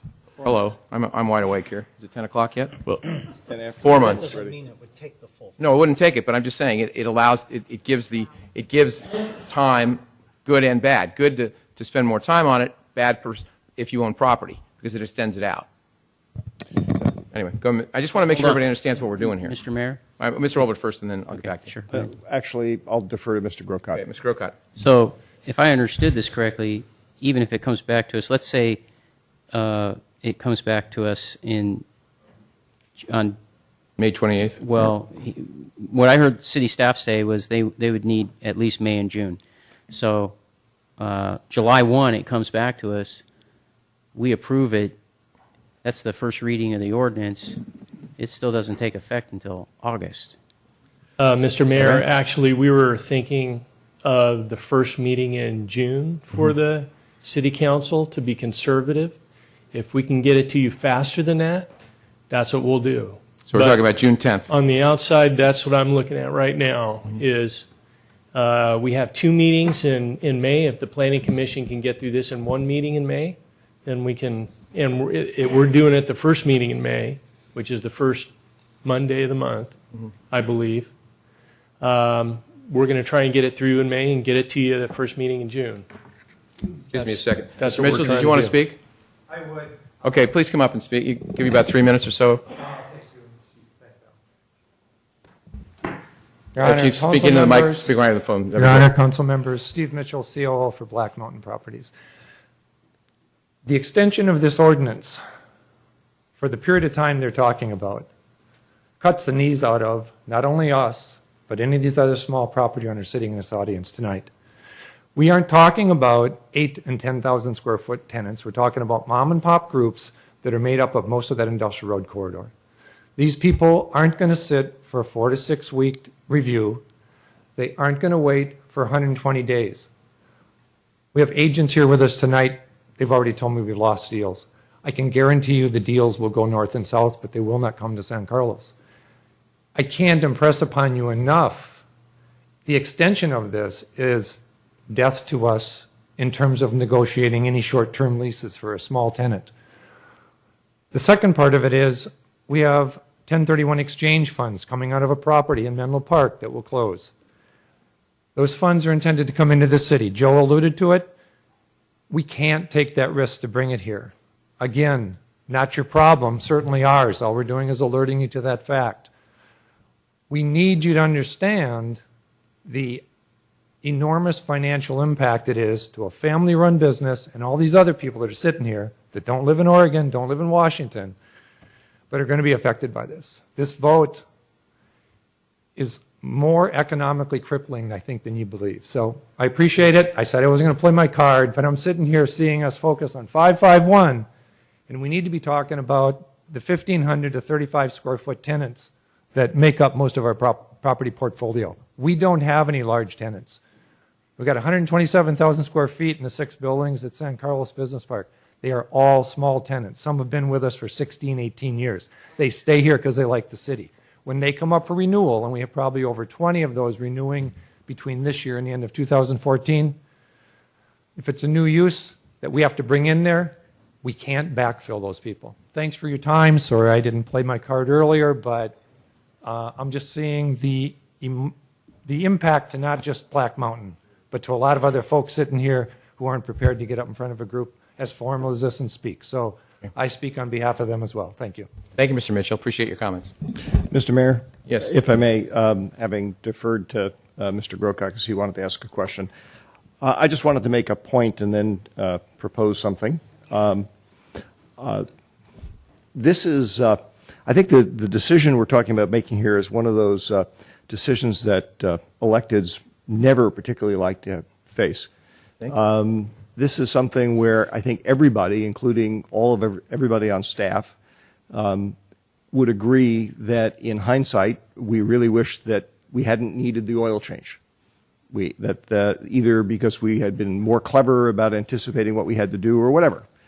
What we're balancing off here is the desire to try and execute a vision, which has been something that the council and the city and the community, for that matter, has wanted for a long time, versus an unfortunate, and I emphasize unfortunate, need that the only way to do that actually requires a timeout, a brief timeout, to decide how we're going to go forward on this. I do not want in any way to undercut the statements of people predicting negative things. I mean, we have evidence from what people said that there's already been some negative things that have happened. But part of our job also is to look at things over the long haul. And much as I don't like interfering with private transactions more than I need to, I look at this and say, well, if you look at it in the long haul and you're talking many years and possibly a vision for the community that could extend over decades, even 120 days isn't necessarily a crazy thing to do. It's an unfortunate thing to do, but it's not a crazy thing to do. And so having said that, since I don't think we actually have a motion, I was actually going to make a motion just to see if we can cut the knot here. We'll see what happens. That the council approve, is that the language I use, Mr. Rubens? The council adopt? Council adopt ordinance number 1460, 120-day extension of urgency ordinance pursuant to Government Code Section 6585A, imposing interim zoning in the General Commercial Industrial GCI zoning district, requiring a conditional use permit for all new uses. There's been a motion on the floor. Is there a second to that motion?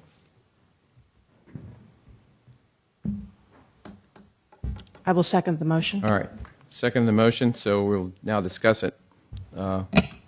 Discussion? Yeah, having been on the Planning Commission while we did the zoning update, and I know as Mr. Savé mentioned, the attempt was to have all the zoning be such that it was presented as many opportunities as possible for property owners to be able to work with their properties as we seem we could work out. And it appears in this case, we were perhaps a little bit overzealous in being so inclusive and not looking at to tie it in with the general plan, and that we need to be a little bit tighter there. So here we are, and I appreciate your comments, Councilmember Olbert, in terms of we need to look at it in the bigger scheme of things. And so I can understand the analogy to this being an oil change for the zoning update. But at the same time, the reality is that for those particular properties that are zoned GCI, it really feels a little bit more like we're putting a trailer hitch on to pull an oversized RV.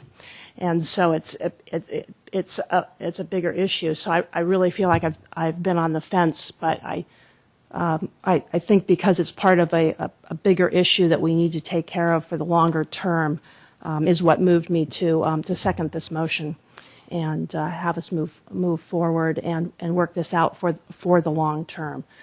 Even though I really wish there was a magic wand that I had over here in my case that I could make things different. So those are my comments. Mr. Mayor. Mr. Grocott. Could I apologize? Yeah, go ahead. I have a motion to extend the meeting till 11 Mr. Mayor, I move that we extend the meeting to 11 o'clock. Is there a second? Second. Okay, all those in favor say aye. Aye. Opposed? Thank you. Go ahead, I'm sorry. Yeah, no problem. I don't see holding on to the emergency ordinance as being as imperative as some others. If there's a problem with the zoning and we need to take all these pink properties and turn them into conditional use permit processes, we could still do that and just not do it under an emergency ordinance. And in that way, we would remove the net entirely. That's trying to catch the tuna and unfortunately catching, dolphins as well. And we could direct staff to work with the property owners at this landmark site that we're most concerned about. They know what the issues is. Mr. Bullock knows what we've been trying to do here, for one. And again, ask staff to work with these property owners, discuss with them what might be able to be developed here, either in the interim or in the short term, or in a way that the landmark site could still be used and developed for what we vision it for. And at the same time, staff could, they recognize the issue and they could work on an ordinance and take it through the normal process. It really doesn't take that much longer than what we've already talked about the emergency ordinance. Now that it's one thing when we were at 45 days. Now that we're going to 120 days, heck, we could start that process tomorrow and have an ordinance in front of this council in not much more than 120 days. And in the meantime, not damage any of these property owners. I don't think any of these guys, including Mr. Pei, who spoke differently than Black Mountain did, I don't think any of these guys mean to hurt the city with what they want to do with their properties. And my last comment on this is I don't want us to be myopic in our economic policy to think that whatever is done here has to be some kind of all these properties have to generate not just property tax, but also sales tax in order for it to be profitable to our economic engine and to the city in terms of sales tax, because business builds upon business. And, not every business sells widgets, but they still help other businesses that do sell widgets. So I don't see that as really being an issue, that, you know, it's not necessarily developed completely for sales tax use.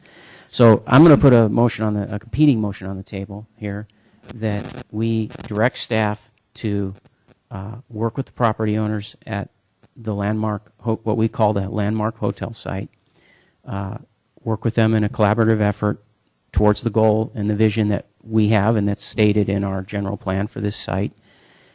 And at the same time, that staff begin to work on whatever ordinance changes they feel are necessary, and start that process and go through the normal process and the time that it takes. Could I just ask a question? Yes. Instead of limiting, and just a question, I don't know, limiting it to the landmark site, wouldn't you want to say it's the GCI site, all of it? Or would you just want to limit it to the As owners? far as being collaborative? Well, collaborative and owners, because some of these folks don't own any property on that corner. That would be fine, yeah. Well, I don't know. I'm not trying to put words in your mouth. I'm No, just asking. I'm open to that, because I guess we have some people who are here tonight who don't own on the landmark site. I think most of them don't. Yeah. Yeah, So that's fine with me. Yeah. All right. Well, there's a motion. There's a secondary motion that we would certainly take first. Is there a second to that motion? I'll second it. Okay. Am I still legally doing the right thing here so far, Mr. Rubens? That's the right okay, process. so there's a competing motion now on the which takes precedence over the original one, as I remember Robert's rules, on the floor relative to sending it back, basically. Can I, Go ahead. Mr. Sure. Mayor, is it possible for me to propose an amendment to my motion? Well, I think this one, the second one takes precedence, so we have to vote on the second one first. Why would the third not take precedence over the second? Mr. Rubens, Mr. Rubens. So if we have a third, the third takes precedence over the second? Well, let me just, maybe this statement will help the council. Remember, this is an urgency ordinance extension. It still requires 4 votes to pass. So right now, the way I see it is we have a secondary substitute motion that's on the floor. It's been seconded. I suppose we could continue to do that and then vote from the latest motion that gets a second and move forward if that's the council's pleasure. That's how it works. So we could have another motion, but it would require a second, and then. So the third would take precedence over the second. Right. Okay, go ahead. Well, although actually, as long as we're diving deep into the bowels of Robert's Rules of Order, I was actually proposing an amendment, not a new motion. Well, then we need to go to the second motion first, and then we can go back to the primary motion. That's what I thought. Now, after that you made motion statement. only needs 3. The second motion. The motion that I made. Mr. Grocott made.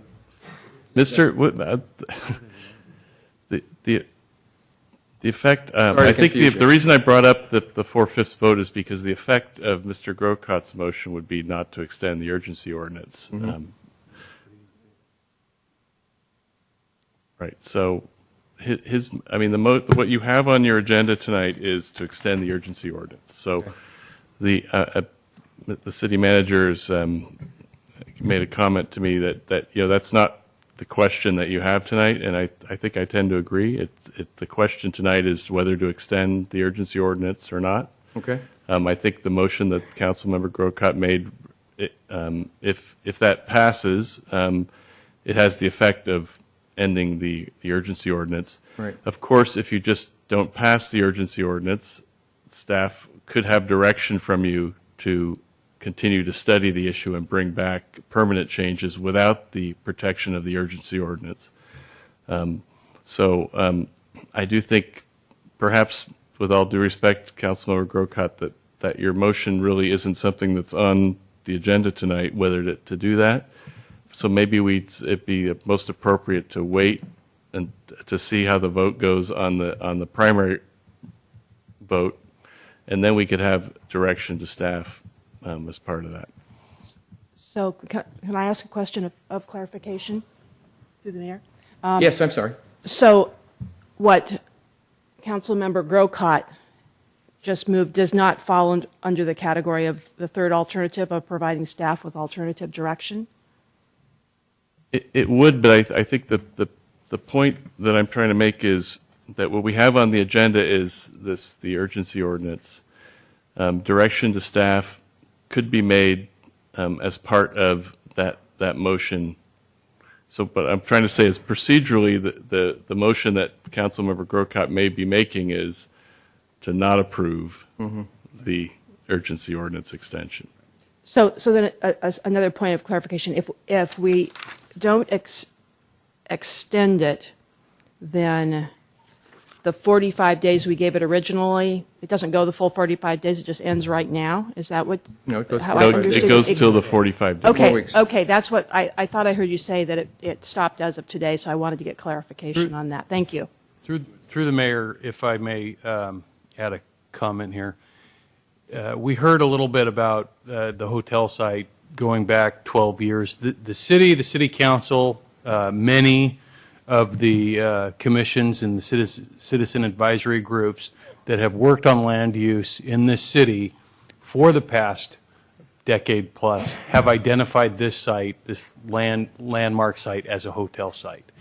Basically, what we detected at the staff level was a potential threat, a land use threat to the long-term vision that the community has attached to this particular site.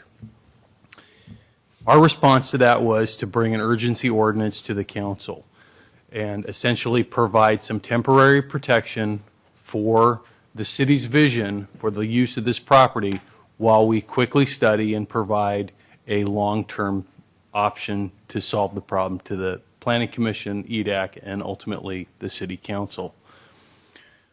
Without this protection, for the sake of just 6 to 8 more weeks, we could lose the last 12 years that's been invested by this community in looking at this property. That's what's at stake here, just so that the council understands. This vision came from the council, came from the community. This isn't being staff-driven. We're simply responding to the threat that we see that could potentially end this vision for the next 30 years. They're literally, if this expires in 14 days, which it would without an extension tonight, there could be an application on the 15th day that would be a permitted use that could tie this property up for the next 30 years and essentially end the city's interest in it. That's what we're talking about tonight. Hey, Mr. Bullock, you want to speak? I'll let you speak for just a couple of minutes because we've got to move on here to make a vote. Go ahead. Yeah, I want to mention to the city, there's no imminent threat that the landmark site will go away. I mean, even if all of the properties were assembled together tomorrow, it would be a 5 to 7 year project before something that could be done. I've personally talked to the brokers. Some of the brokers are here. I've talked to the property owners. I own 551. Yeah, I bought it a couple of months ago. I spent a couple $100,000 improving it and so forth. It didn't have the this zoning on it when I bought it. If it did, I probably wouldn't have bought it. But again, I'm fine with what's going on with that corner, and I'm okay with that. But don't penalize me on my other buildings. Yeah, we heard you. I mean, that's the problem I have. I got tenants that are going to be leaving if they have to go through this process. And my other problem is I've got an acquisition in place that I'm going to acquire another 150,000 square feet of buildings here in San Carlos, and it's now under this ordinance. And I'm in negotiations. And you're asking me to bet $20+ million on what the city's going to do here. I urge you not to extend this. I mean, we can cooperate with the city in trying to develop that corner. I'm all for it. I mean, I'll do whatever I can to help the city do that. Mm-hmm. And I'm just don't penalize me on everything else. Understand. We got it. Thank you, Mr. Bullock. Okay, folks. Technically, still Robert's rules. Mr. Grocott's motion is in place legally, correct? Or not? The problem with it is, and here's the way I see it, is we have the primary motion requires a 4/5 affirmative vote. The secondary motion is, I'm interpreting that as a motion to not extend. Right, I understand. And direct staff. Well, so in other words, what you prefer legally is that Mr. Grocott withdraw his motion. Yeah, if 4 votes aren't there on the primary motion, then it's not going to be extended. The urgency ordinance will not be extended. Okay. So it's withdraw. He has to withdraw the motion. He has to, because we have to go back to the first one. And if you want to take up Mr. Grocott, Councilmember Grocott's motion, it has a second. You could take it up. And if it gets, the problem I'm having procedurally is if it gets 2 votes, but it doesn't pass, then you're going to have to go back to the primary motion. It's kind of confusing. Maybe we won't get to that point, but. It's up to the maker. I mean, it's not up to me. I believe, I know. I don't know if Crystal got my wording down exactly, or we could rerun the tape, but I don't know if I said directly, do not pass the I know, but that's urgency what the ordinance. implication is. I see where he's going here. Believe I may have, actually, so. Yeah, but I can see where if he's what going. Mr. Rubens is saying is my motion also requires a 4/5 vote. No, it doesn't. No, it doesn't. Okay, well. Doesn't. But it's just going to confuse, I know where he's going. It's just going to, it muddles the process. It's probably better to vote on the original, I mean, it's just my opinion, Yeah. and I'm not a lawyer, to vote on the original one, and it needs 4 votes. If it doesn't get 4 votes, then we can. Take up my motion. Is that appropriate? Yeah. I'm fine with that. We could then take direction from And we give direction. staff to have to. So we don't us have a come back motion to per you. se, we just give direction to staff. Okay. All right. I have to ask a couple of questions. I apologize. We're talking about the landmark site, and then we're talking about this GCI. Are they one and the same? No, GCI is all the pink. The whole thing. All the pink. All the pink. That's the rub. That's the problem. And I'll let the city attorney speak to this in more detail if you'd like. But basically, the legal interpretation is we would love to do what Mr. Bullock had described as a solution, which is just focus on this site. But the advice we've got from council is we can't legally do that. We need to look at the entire zone for the sake of the urgency ordinance. We can't just look at a few pieces of property within a zoning ordinance for something like this. And in the past, when we've done this, we've never done it specific to just a couple pieces of property. We've always done it for a zone. So- Councilmember Collins, the reason for that is people have heard the term spot zoning. Well, we don't do spot zoning. The best way to approach this, in my opinion, was to have the council consider an urgency ordinance dealing with the zoning district that the landmark site and other similarly situated properties are located. And I'll underline this point. This whole process is to study these issues. I think tonight's meeting kind of shows that there's a lot of, we have a proposal from property owners that needs to be studied. We have a lot of questions about the applicability of how this, how the Planning Commission and EDAC will come up with a recommendation to come back to you.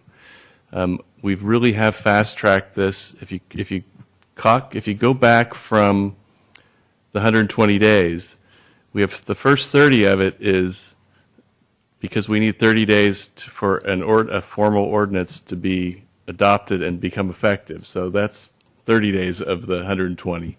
Then we need the first reading by the City Council. That's another 15 days. And then, so really only leaving a very short window of time for the EDAC and the Planning Commission and the Council to review it before we have the effective date. So I think we really, I mean, this is an option the Council has to extend or not. I think that's the main issue tonight is extend the ordinance or not extend it. It's going to require 4/5 of you to extend it to 120 days. If not, that's the policy direction, and staff will take whatever direction the council wants to give. I guess this is one of those cases where I would prefer spot zoning, but. Sure. You don't get it. So what are we doing, Mr. Mayor? Well, Mr. Grocott has a motion on the floor. Unless he withdraws it, we're going to have to vote on that motion because that's legally what Robert's rule says. So it's up to him what he wants to do. Well, first, just a comment to Mr. Collins and his concerns is that's why I put it the way that I did, that we just remove the net entirely.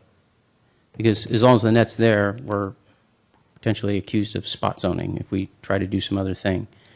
And so that's why my feeling is I understand the threat, if you will, to the landmark site. But on the other hand, I think if there's a problem with the zoning that we came up with, let's do it through the normal process. It's not really that much longer. The only threat is, as Mr. Maltby said, if somebody comes in tomorrow with a building permit for one of these other things and ties up the building. I think there's been enough vetting here that's why I'm saying we need to work collaboratively with these property owners as best we can and get them, to understand what's the goal here and work with them. And again, that was my point. It's not like these people are, we're not dealing with trust. We're not dealing with people who live out of state. So you got all that. It's up to you. You either withdraw the motion or we're going to vote on it. And I didn't mean that in that tone of voice. Right. I didn't mean it that way. No, but I understand. It's up to you. Well, I prefer not to withdraw it. I'd rather hear what the council wants to do on it. Legally, Mr. Rubens, he gets the call. It's the second, unless the second withdraws. If the second withdraws, is that correct? The second withdraws. You're the legal guy. I'm the legal guy. Well, I think the second can withdraw their second, and you could proceed in that direction. On the first motion. Okay, so you made the second? I did. Or did Karen? Okay, you want to keep the second? Yes. Okay. All right.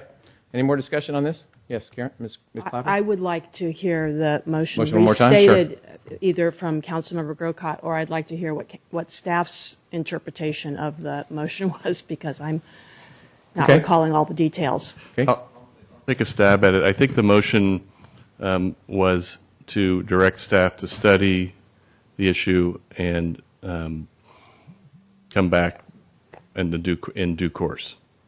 With an ordinance. With an ordinance. And in the meantime, to work collaboratively with the property owners. Which, just a point of clarification, effectively means ending the urgency ordinance. Because studying it collaboratively, or I should say, let me be clear, allowing it to expire. Well, I think that I'm just trying to think of the process how we would do this. So this is intended as a motion to supersede the first motion, and if more than if that motion passes, it doesn't necessarily preclude you from extending the urgency ordinance. But that's why I wanted to have a clear record on how we're proceeding with this. I mean, the other point, if I could make a question, let's assume that Mr. Grocott's motion fails, okay? Then we would go back to the first ordinance and we'd have to vote on that one. That's correct. And quite honestly, to be quite honest, that's the way I'd like to do it. I mean, I'd like to vote on that ordinance. I think we need to put our mark next to that, whether it's right or wrong or up or down. I think we need to do that. So that's just my preference. So I'll probably be voting against the ordinance or against the motion just because I want to bring it back to that first one. Is that correct? What's going to happen?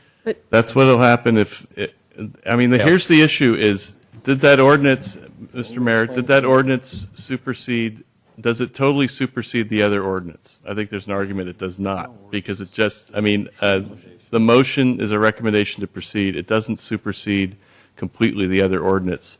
But it does give direction to us. I understand. And I think that's the rule. But let me just give you a scenario. His motion is voted down. And then we vote and we don't get 4/5. So the emergency ordinance is voted down. It's That's right. That's what would happen in that Then we scenario. can give you direction on what to do. That's right. All right. That's fine. I think that's a simpler way personally. But if we vote on Councilmember Grocott's motion. We will vote on the Councilmember Right, Grocott's okay, motion. when we vote on it. If it passes, that's where the if came in. Then do we still also take a vote on the first motion? No, because it effectively ends it. Well, that's where I've had a change of heart. I think now it you're doesn't. I don't think it what I'm does hearing. because the second motion just gives direction to staff to work collaboratively. all right. Mr. Mayor, I will take you out of your conundrum and work with you on this. That's all right. I will withdraw my motion. Okay. And we can take it up again after we vote on the first one. Okay. All right? You withdraw your second? You don't have to. It doesn't make any Doesn't difference have because to. you withdraw the motion. He's withdrawing the motions. Okay. All right. Because the key word tonight is we have the first collaboration. motion on the floor to extend. May I now propose an amendment to that? Can you propose an amendment? The To a motion I made? Now we're back to the initial motion, and an Maker. amendment can be proposed, and it has to be accepted by the mover and the person who made I the second. understand. Okay, go ahead. So my amendment is simply this, that in addition to approving or adopting the ordinance, that we direct staff to work collaboratively with the business owners that have near-term issues that they want to try and resolve in the affected area to try and find workable solutions. Second. Is there, concur with that? Yes, I second that. All right. So there's a motion on the floor, and I haven't spoken actually where I'm standing on this thing, and this is one of those tough ones, and I just want to make my comment if I could, because I think I know where this is going, at least with 4 people. And anyway, but I just want to make sure that I stand up and without just voting, which I could easily do. When we had the Bianchini's property, or the Foodville, or Bianchini's, let's just call it Bianchini's now, to me, that ordinance was crafted, emergency ordinance was crafted in a different way. It only applied to properties over 2,500 square feet, and it was on Laurel, and I felt that was a key parcel to downtown, which everybody goes to all the time. The difficulty I have with this parcel is that it has sat there for a number of years, regardless. The market's gone up, the market's gone down. Right now, the market's going like this. The timing is difficult, okay? But it's still private property. And on the last issue we had with the construction of those homes, I stood with the private property. If I change over, and I can because we all change our minds, it's difficult for me to say to someone that they can't do something when we don't have. It's not like I know Joe Smith is coming in tomorrow and going to make a bid on that property. Whereas the one at Bianchini's, I knew that they were going to fight and fight and fight to make that happen. And that's the difficulty I have with this thing. And so I'm going to be voting not to extend this. And it's very difficult for me because I think you can count on less than one hand the times that I've voted against staff in 8 years. I support staff because they do the heavy lifting. They do all the heavy work. They're trying to correct something that perhaps snuck under the radar. They're doing the right thing. But I can't, in this case, provide it. Not that it's going to make a difference, because I think it's going to be, it's not going to have the 4 votes anyway. It appears. But I just want to make sure I made the statement. So any other comments? Otherwise, we're going to vote. Yeah, that's kind of how I've been leaning. I You already said that. Yeah. I know. I just so conflicted on this. I know we're conflicted. It's difficult. We're all conflicted. We're all conflicted because there's, like I said, it's not an easy one to do it, and I'm sure that's apparent. But I want to make sure at least I spoke because I didn't want to have someone think, well, how did he come up with that great idea? Mr. Malpe, would you like to speak, or are you just? Sure. I just was going to acknowledge your comments and say that the staff certainly appreciates that. You know, quite frankly, for us, this is just us feeling we needed to do our due diligence. And you did. Bring You this did to the council. This truly work. is what the 5 of you are elected to decide. You know, so there really isn't, other than us bringing it to your attention, it's your call. Right. And we certainly respect you All for right. that. Thank you, Mr. Malpe. Roll call, please. Councilmember Clapper. With a heavy heart, I say yes. Councilmember Collins. No. Councilmember Grocott. No. Councilmember Obert. Yes. Mayor Grisilli. No. So the urgency ordinance will expire in 14 days. Now we have comment from Mr. Grocott, then, or whomever, give direction to staff to try to come up with. I think your Yes, line was appropriate. What you came up with. Does staff have an indication of what we would like to have happen? I understand that from Mr. Grocott and the rest of the council, given the vote, that you would like us to work with the property owner and come forward with a permanent ordinance through the ordinary review process. Correct. That's it. Is that a correct? Yes, work with the property owners at the landmark site and then come up with an ordinance through the normal process for all the pink area. Just as a point of clarification, earlier I thought we had determined that we would work with all the property owners within that's the... right. I'm sorry. All the GG. We did. Yeah, I forgot all that the discussion. property owners. Yeah, all the property owners. Very good. Yeah, very good. That's my understanding. Right, does the council agree with that? Direction. For the most part? Yes. All right. The next item is moot. Moot. 9A is moot. Okay. All right. We have 2 items that we have to come back to. 6D. 6D This and one. 6F. Forget them. Forget it. I'd like to thank the council, and I'd like to thank the staff. And we look forward to working with all of you to get what we need. We'll get it done. Thanks, folks. All right, so moving back in the motion here, or the sequence, 6D is adopt a resolution authorizing the city manager to execute a professional services agreement with Rajapan and Meyer, not to exceed amount of $1,500,000 to provide engineering services for the Caltrans project approval and environmental documentation, PA and ED phase of the Holly Street/US 101 interchange project C9459, and authorize the city manager to amend the agreement as necessary for additional services within the project budget. Should there be a staff report on that, Mr. Walter? Or not a report per se, but perhaps just questions if we have them. If I may, Mr. Mayor and Mr. Walter, in the interest of time, since I think I was the one who pulled this one. No, I was. Oh, you did it? Well, we both did then. Oh, okay. Okay. Well, okay. I had pulled it just for one particular reason, but Oh, if you want a staff report, I'm happy to. No, I don't need a staff report. Definitely not. Okay. So do we have any questions then of Mr. Walter? Yes. Go ahead, Mr. Grocott. I think this is the one. Now, it's late, and it's been a long time since I read this, so I made a note to myself. It was on page 2 of the agreement, so I'm looking at that. Bear with me just one Sure. minute. I want to make sure I have the agreement here. Yeah, agreement, okay.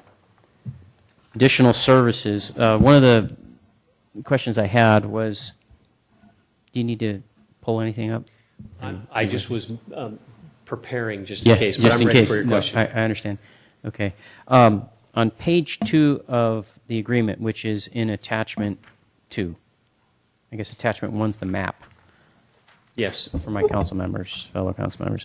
Additional services, and in the event the city desires the performance of additional services, and it talks about, $75,000 and so forth.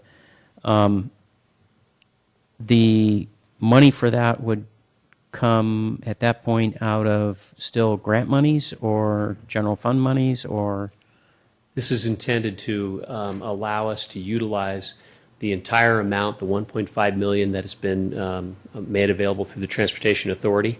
So the contract amount is less, and so if we needed additional services, then we would like the city manager to be able to authorize up to an additional $75,000 in those additional services within the project budget. Within the 1.5 million. Within the grant that's 1.5 available. million. And what's going on here with these services, this is design and public outreach and that kind of thing at this point. Is that right? It's actually not designed yet, technically. What we would be starting into now with this is they call it the project approval and environmental documentation phase. So we would be doing the engineering studies, we would be evaluating the alternatives and things like that. So we would not be in detailed design at this point in time. Are there really that many alternatives to look at? I'm just wondering, because when it was shown to us, it was, we're going to do the bike trail that goes under here, and we're going to do T intersections and so forth. It didn't seem like there were that many alternatives, to that scheme. Well, I think one of the things that will have a great deal of variability would be the location of a pedestrian overcrossing. If we were to proceed in that direction, the one that's shown on alternative 1G has a location that is roughly aligned with East San Carlos Avenue and crossing the freeway. But we've had some discussions with our consultants who have some different ideas about where that could be located, still accomplishing the same thing. So does that mean we got rid of the one I remember seeing was encouraging bikes to go down East San Carlos Avenue, and then following along Industrial Road, and then doing a bit of a loop and attaching to the bridge, the main bridge structure. That's what? 1H. That's still our preferred alternative. That's Caltrans's preferred alternative. That's correct, Councilman Olbert. You've stated that correctly. That's the city's preferred alternative. Okay. But Caltrans feels that is not a viable alternative at this So time. part of what's going to be, the $1.5 million is going to be spent looking at these two alternatives and debating with Caltrans and so forth. Is that correct? That's correct. Wow. It's a heck of a lot of money for looking at alternatives, but okay. Well, and the $1.5 million that's so that we can complete the studies and have an environmental document that's approved so that we could proceed into the design phase. So it's not just simply to look at alternatives, but it's to get through all the technical studies that we need to do. And the EIR. Prepare the environmental document, yes. It may not be an EIR, it might be a negative declaration. Okay. But we would have all of the work we need to get to that point where we have the the Caltrans approval of that environmental document to move into see. design. Okay, all right. Excuse me, gentlemen and ladies, lady. We need a motion Mr. Mayor, for- I make a motion that we 11:15. extend the meeting to 11:10. Second. Second? Is there a Second. All right, moved and seconded. All those in favor say aye. Aye. Aye. Opposed? Okay. Go ahead. Other questions? I'm done. Mr. Albert. I just wanted to say that you actually addressed this point. I think it's important from some of the feedback we got from the community that people realize we still have our preferred alternative. We're still working to try and make that happen. And the fact that the plan, the proposal doesn't emphasize it as much does not mean that it has been abandoned in any way, shape, or form. That is correct. Any other questions? Yes, Mr. Collins? I have a question. I thought I heard you say that you were thinking that there might be a relocation of 1G, even though that's the option that everybody but Caltrans hates, to some point south of Holly that would be other than East San Carlos Avenue. Is that did I hear that correctly? I believe that that's a variation on that alternative that we need to study, because if it's a location, a pedestrian overcrossing location that accomplishes the purpose and need of the project and actually is closer to what the city's preferred alternative, then that may be something that we want to consider. Physical location, exactly where it is, I think alternate 1G is the consultant's kind of best effort at this point in time to say this is where we think it would be located and still provide some good connectivity to the city's bicycle network and that kind of thing. But at this point, I think we have the ability to look at where else it might provide that connectivity and still be a very good asset to us as we go forward in accomplishing getting people across the freeway. So who picked that location for 1G? Was it Caltrans? Their people? I don't believe so, and of course I wasn't here then. My guess is that that was something that the consultants identified and worked through the Transportation and Circulation Commission, because I know that they had at least had a discussion about that at that location. So are you saying that we could, if we want, we could just, because if it was left up to me, I'd just say we just don't want alternative 1G. I realize that we're saying 1H is our preferred alternative, but I'd also like to say to the state, it's not only, it may be viable, but it's unwanted. It's undesirable. But do we have the power then to just change the location of 1G and then still leave it in the study? Absolutely. We have the choice. The city has the ability to choose where we want that pedestrian overcrossing to cross the freeway. Even though we're not going to pick it. Subject to Caltrans' ultimate approval, because it does cross the freeway. Right. But we could pick the location from which it starts and which it ends. Okay. Or we could eliminate it. I'd like to Correct eliminate also. I'm just saying, Yeah. but we have a lot of options. Right, I agree. Other questions, Ms. Clapper? No, I think that helped hearing the answers Okay. to Councilmember So we have two Collins' speakers that have patiently waited, and I apologize, gentlemen, but this is a long meeting. First speaker, Thomas Knutson, followed by Don Mancini.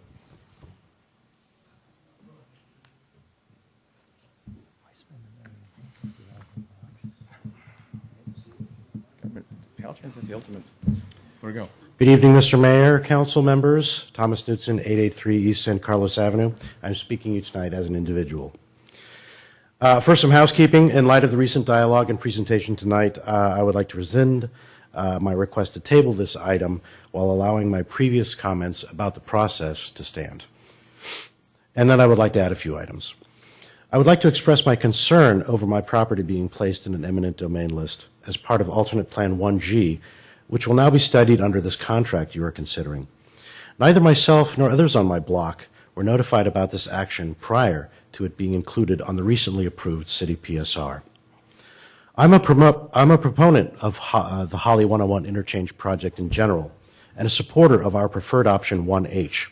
However, I'm also keenly aware that Caltrans has repeatedly voiced its dislike of this option, leaving me to conclude that there is very real possibility that we will be left with only option 1G as an alternative. I believe it would be helpful to understand exactly what will happen if our preferred option 1H is ultimately rejected by Caltrans. And as has been explained tonight, there is money in the contract that you're voting on to study other alternatives, which I'm very happy to hear, and thank you for clarifying that. But I also want to make sure that it's to the extent that we need in order to perhaps make changes to our alternate 1G option.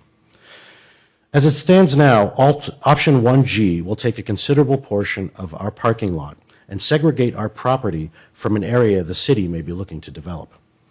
It is my hope that under this contract you are considering tonight that we will all have an opportunity to massage this backup plan into an alternate design that does not erect a barrier between the commercial industrial zone and the landmark development site should 1G become the preferred alternative.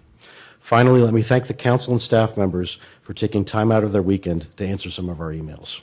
Thank you and good night. Oh, one last thing I would like to add. Since the PSR has already been approved by Caltrans, I would like to see this process be expedited as much as possible. Thank you. Thank you, Mr. Newsom. Mr. Mancini? I was going to say good evening, but probably good morning is a better idea here. Shame on you. Don Mancini, longtime San Carlos resident and owner of both Pioneer Millwork and 835 East San Carlos Avenue. First, I want to thank you. I feel like I got a graduate degree on Robert's Rules of Order tonight, so that's a plus. My property and others on East San Carlos Avenue have been identified as a viable alternative for a possible pedestrian bicycle overpass to the east side of 101 as part of the Holly 101 project. While I understand, my glasses, it's getting late and I'm getting tired. While I understand that this is very early in the process, San Carlos actually prefers it, and San Carlos actually prefers a different option than the state's recommended option that involves my property. The simple fact that my property is identified in this way gives me concern. After consulting with a number of commercial real estate professionals, the full market value of my property could be in jeopardy during this period. Tonight, you are approving the engagement of an engineering firm to specifically study my property and the feasibility of using it for this project. While I have no current plans to sell my property, we never know what's around the corner. Any buyer doing due diligence on my property will view this interest in this project as a negative way and erode my opportunity to get full market value. To me, it's like the city starting a study and identifying your backyard as a possible site for a future cell tower. That interest will probably make selling your home a difficult experience, and this action is putting me in the same place with my property. I request that before moving any further forward, you study all possibilities of removing East San Carlos Avenue properties from this discussion. Thank you all. Thank you. Okay. Go ahead. Mr. Mayor, I'll move approval of resolution number 2013-34, resolution authorizing the city manager to execute a professional service agreement with Rajapan and Meyer in the not-to-exceed amount of $1,500,000 to provide engineering services for the approval of the Caltrans project approval and environmental document, PA and ED phase for the US 101/Holly Street Interchange Project C9459, and authorize the city manager to amend the agreement as necessary for additional services within the project budget. Is there a second to that motion? I'll second, but in order to get some discussion going here, I'm concerned with what's been told me by these property owners. I didn't look at it that way, and that concerns me because Mr. Mancini's correct. You know, we all saw last Monday, life can change in the blink of an eye, and you know, things could change for Mr. Mancini. Who knows? And he may need, like he says, to suddenly sell his property, and then he's got this study hanging over it. I'm concerned about that. If I may comment? Mm-hmm, sure.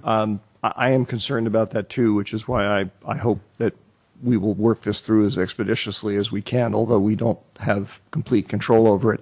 The thing I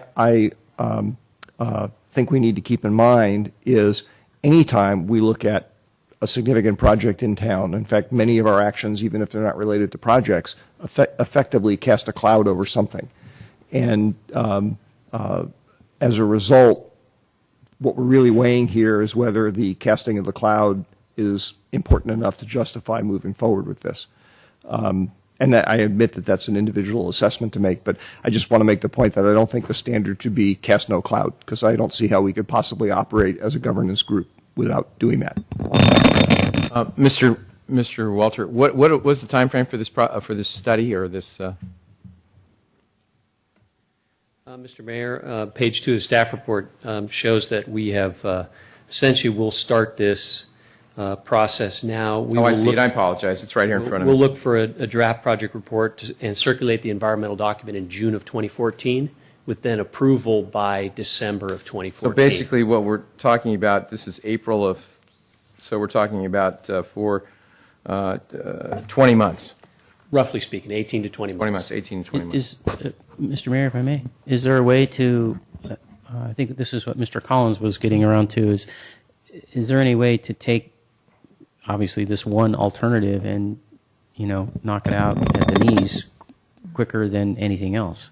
If may I interject, because I think there actually is a way we could do that as a council, because the only reason it's in here is it's a choice that the council made, and what we basically would be looking at doing is deciding to remove it and potentially, therefore, putting ourselves in the position of saying if we can't get Caltrans to agree to our preferred option, what we really may be doing is no pedestrian way.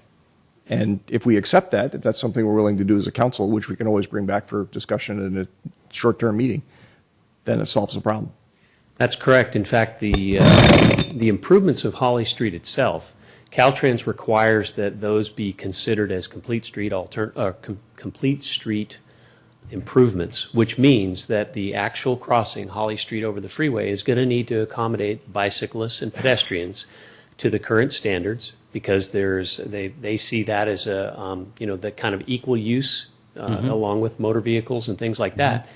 It just in kind of the use, it will be a more daunting task to cross 101 using Holly Street on a bike than it would if you were crossing 101 in a separate overcrossing structure. Sure. But you have the ability to eliminate any kind of pedestrian overcrossing from consideration.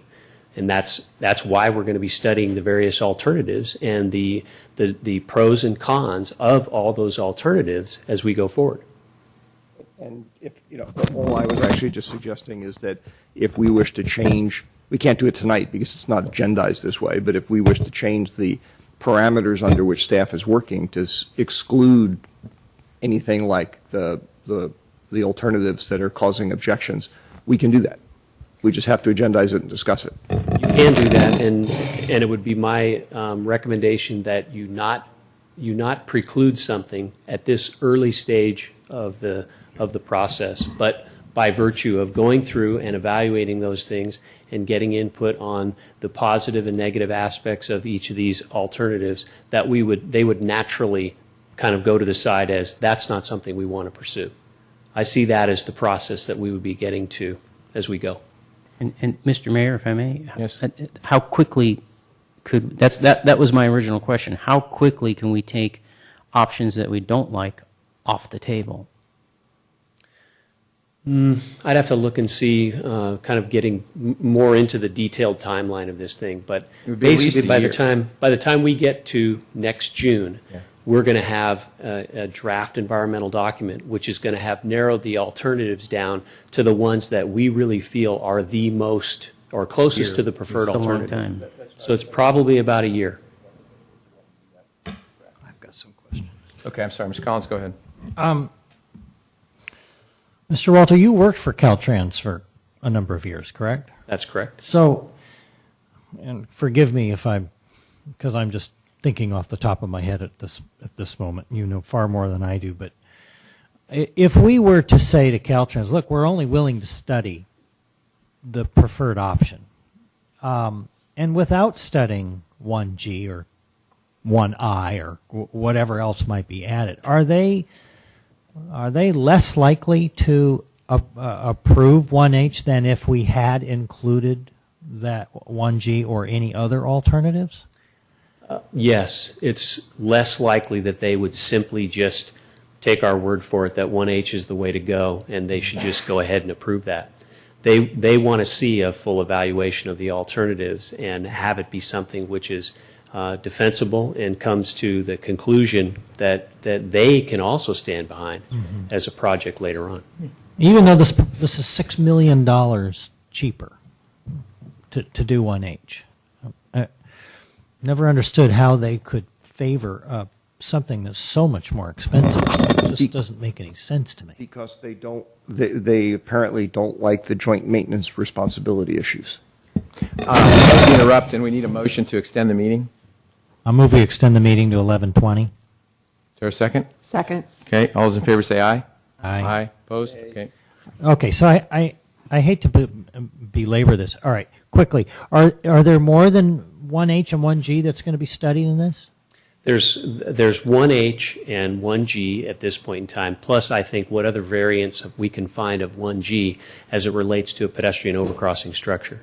I think that's kind of what we get down to in this, is really whether a pedestrian overcrossing structure could be created in such a way that it is acceptable to Caltrans and it accomplishes the purpose and need that we have as a city that's really close to 1H.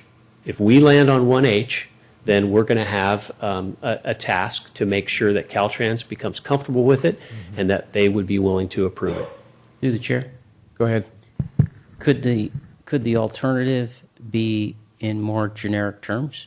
In other words, our preferred project is 1H, and 1G is some generic, separate pedestrian bike overpass bridge, and not identify any properties.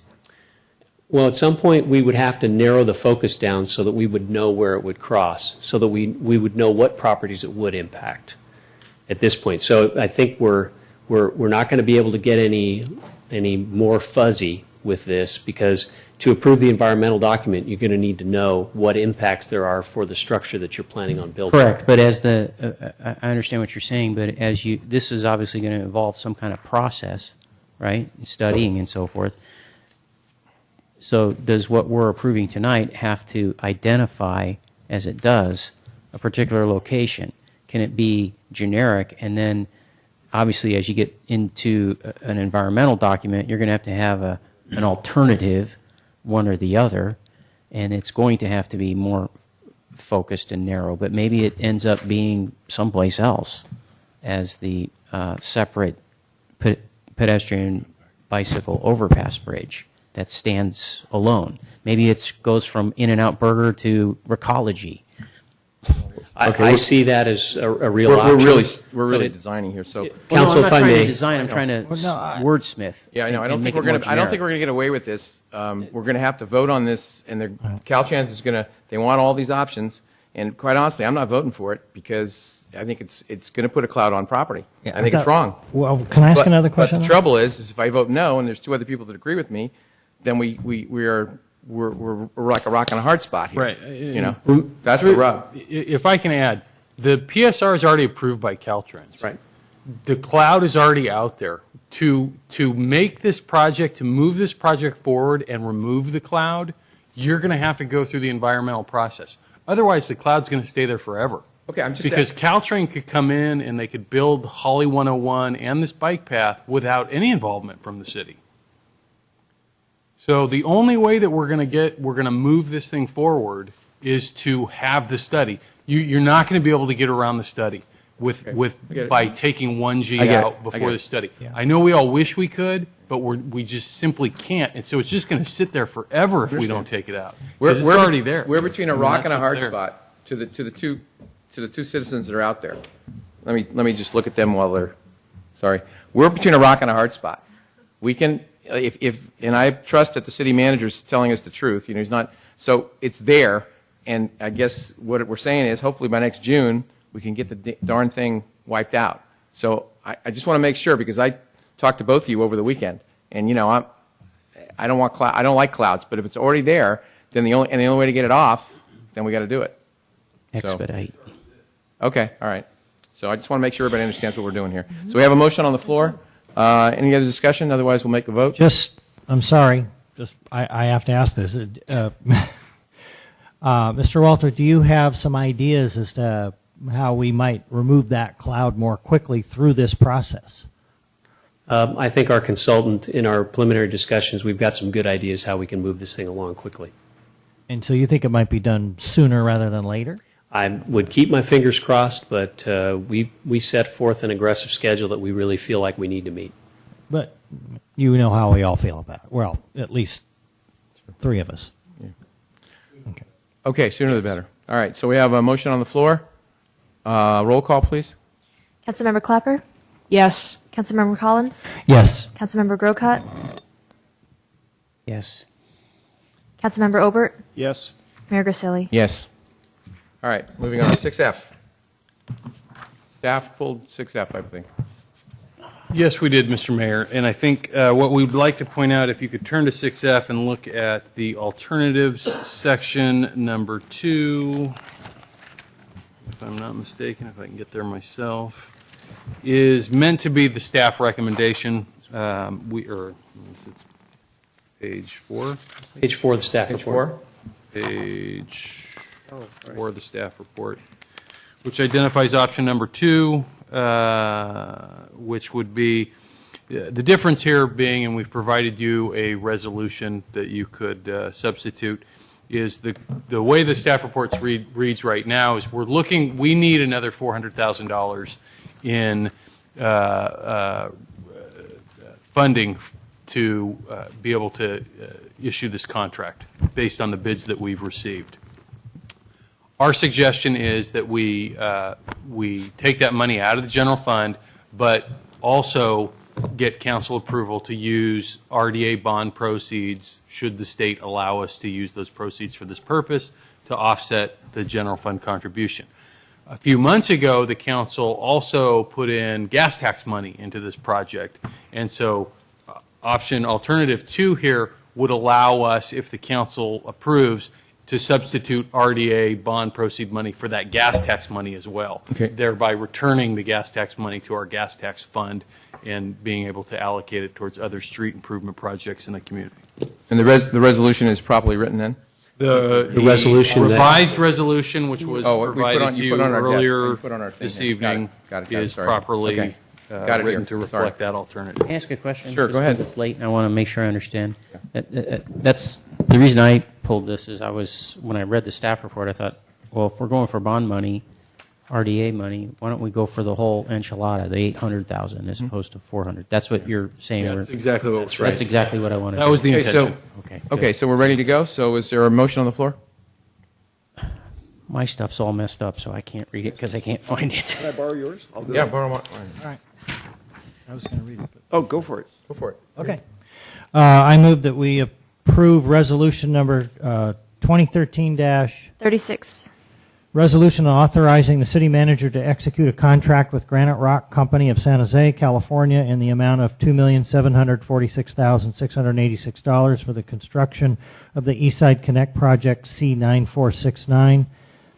Authorizing expenditure of a construction budget with contingencies in the amount of $2,980,000 and appropriating $806,594 from general fund reserves to be replaced by redevelopment agency RDA bond proceeds once distribution is approved by the state.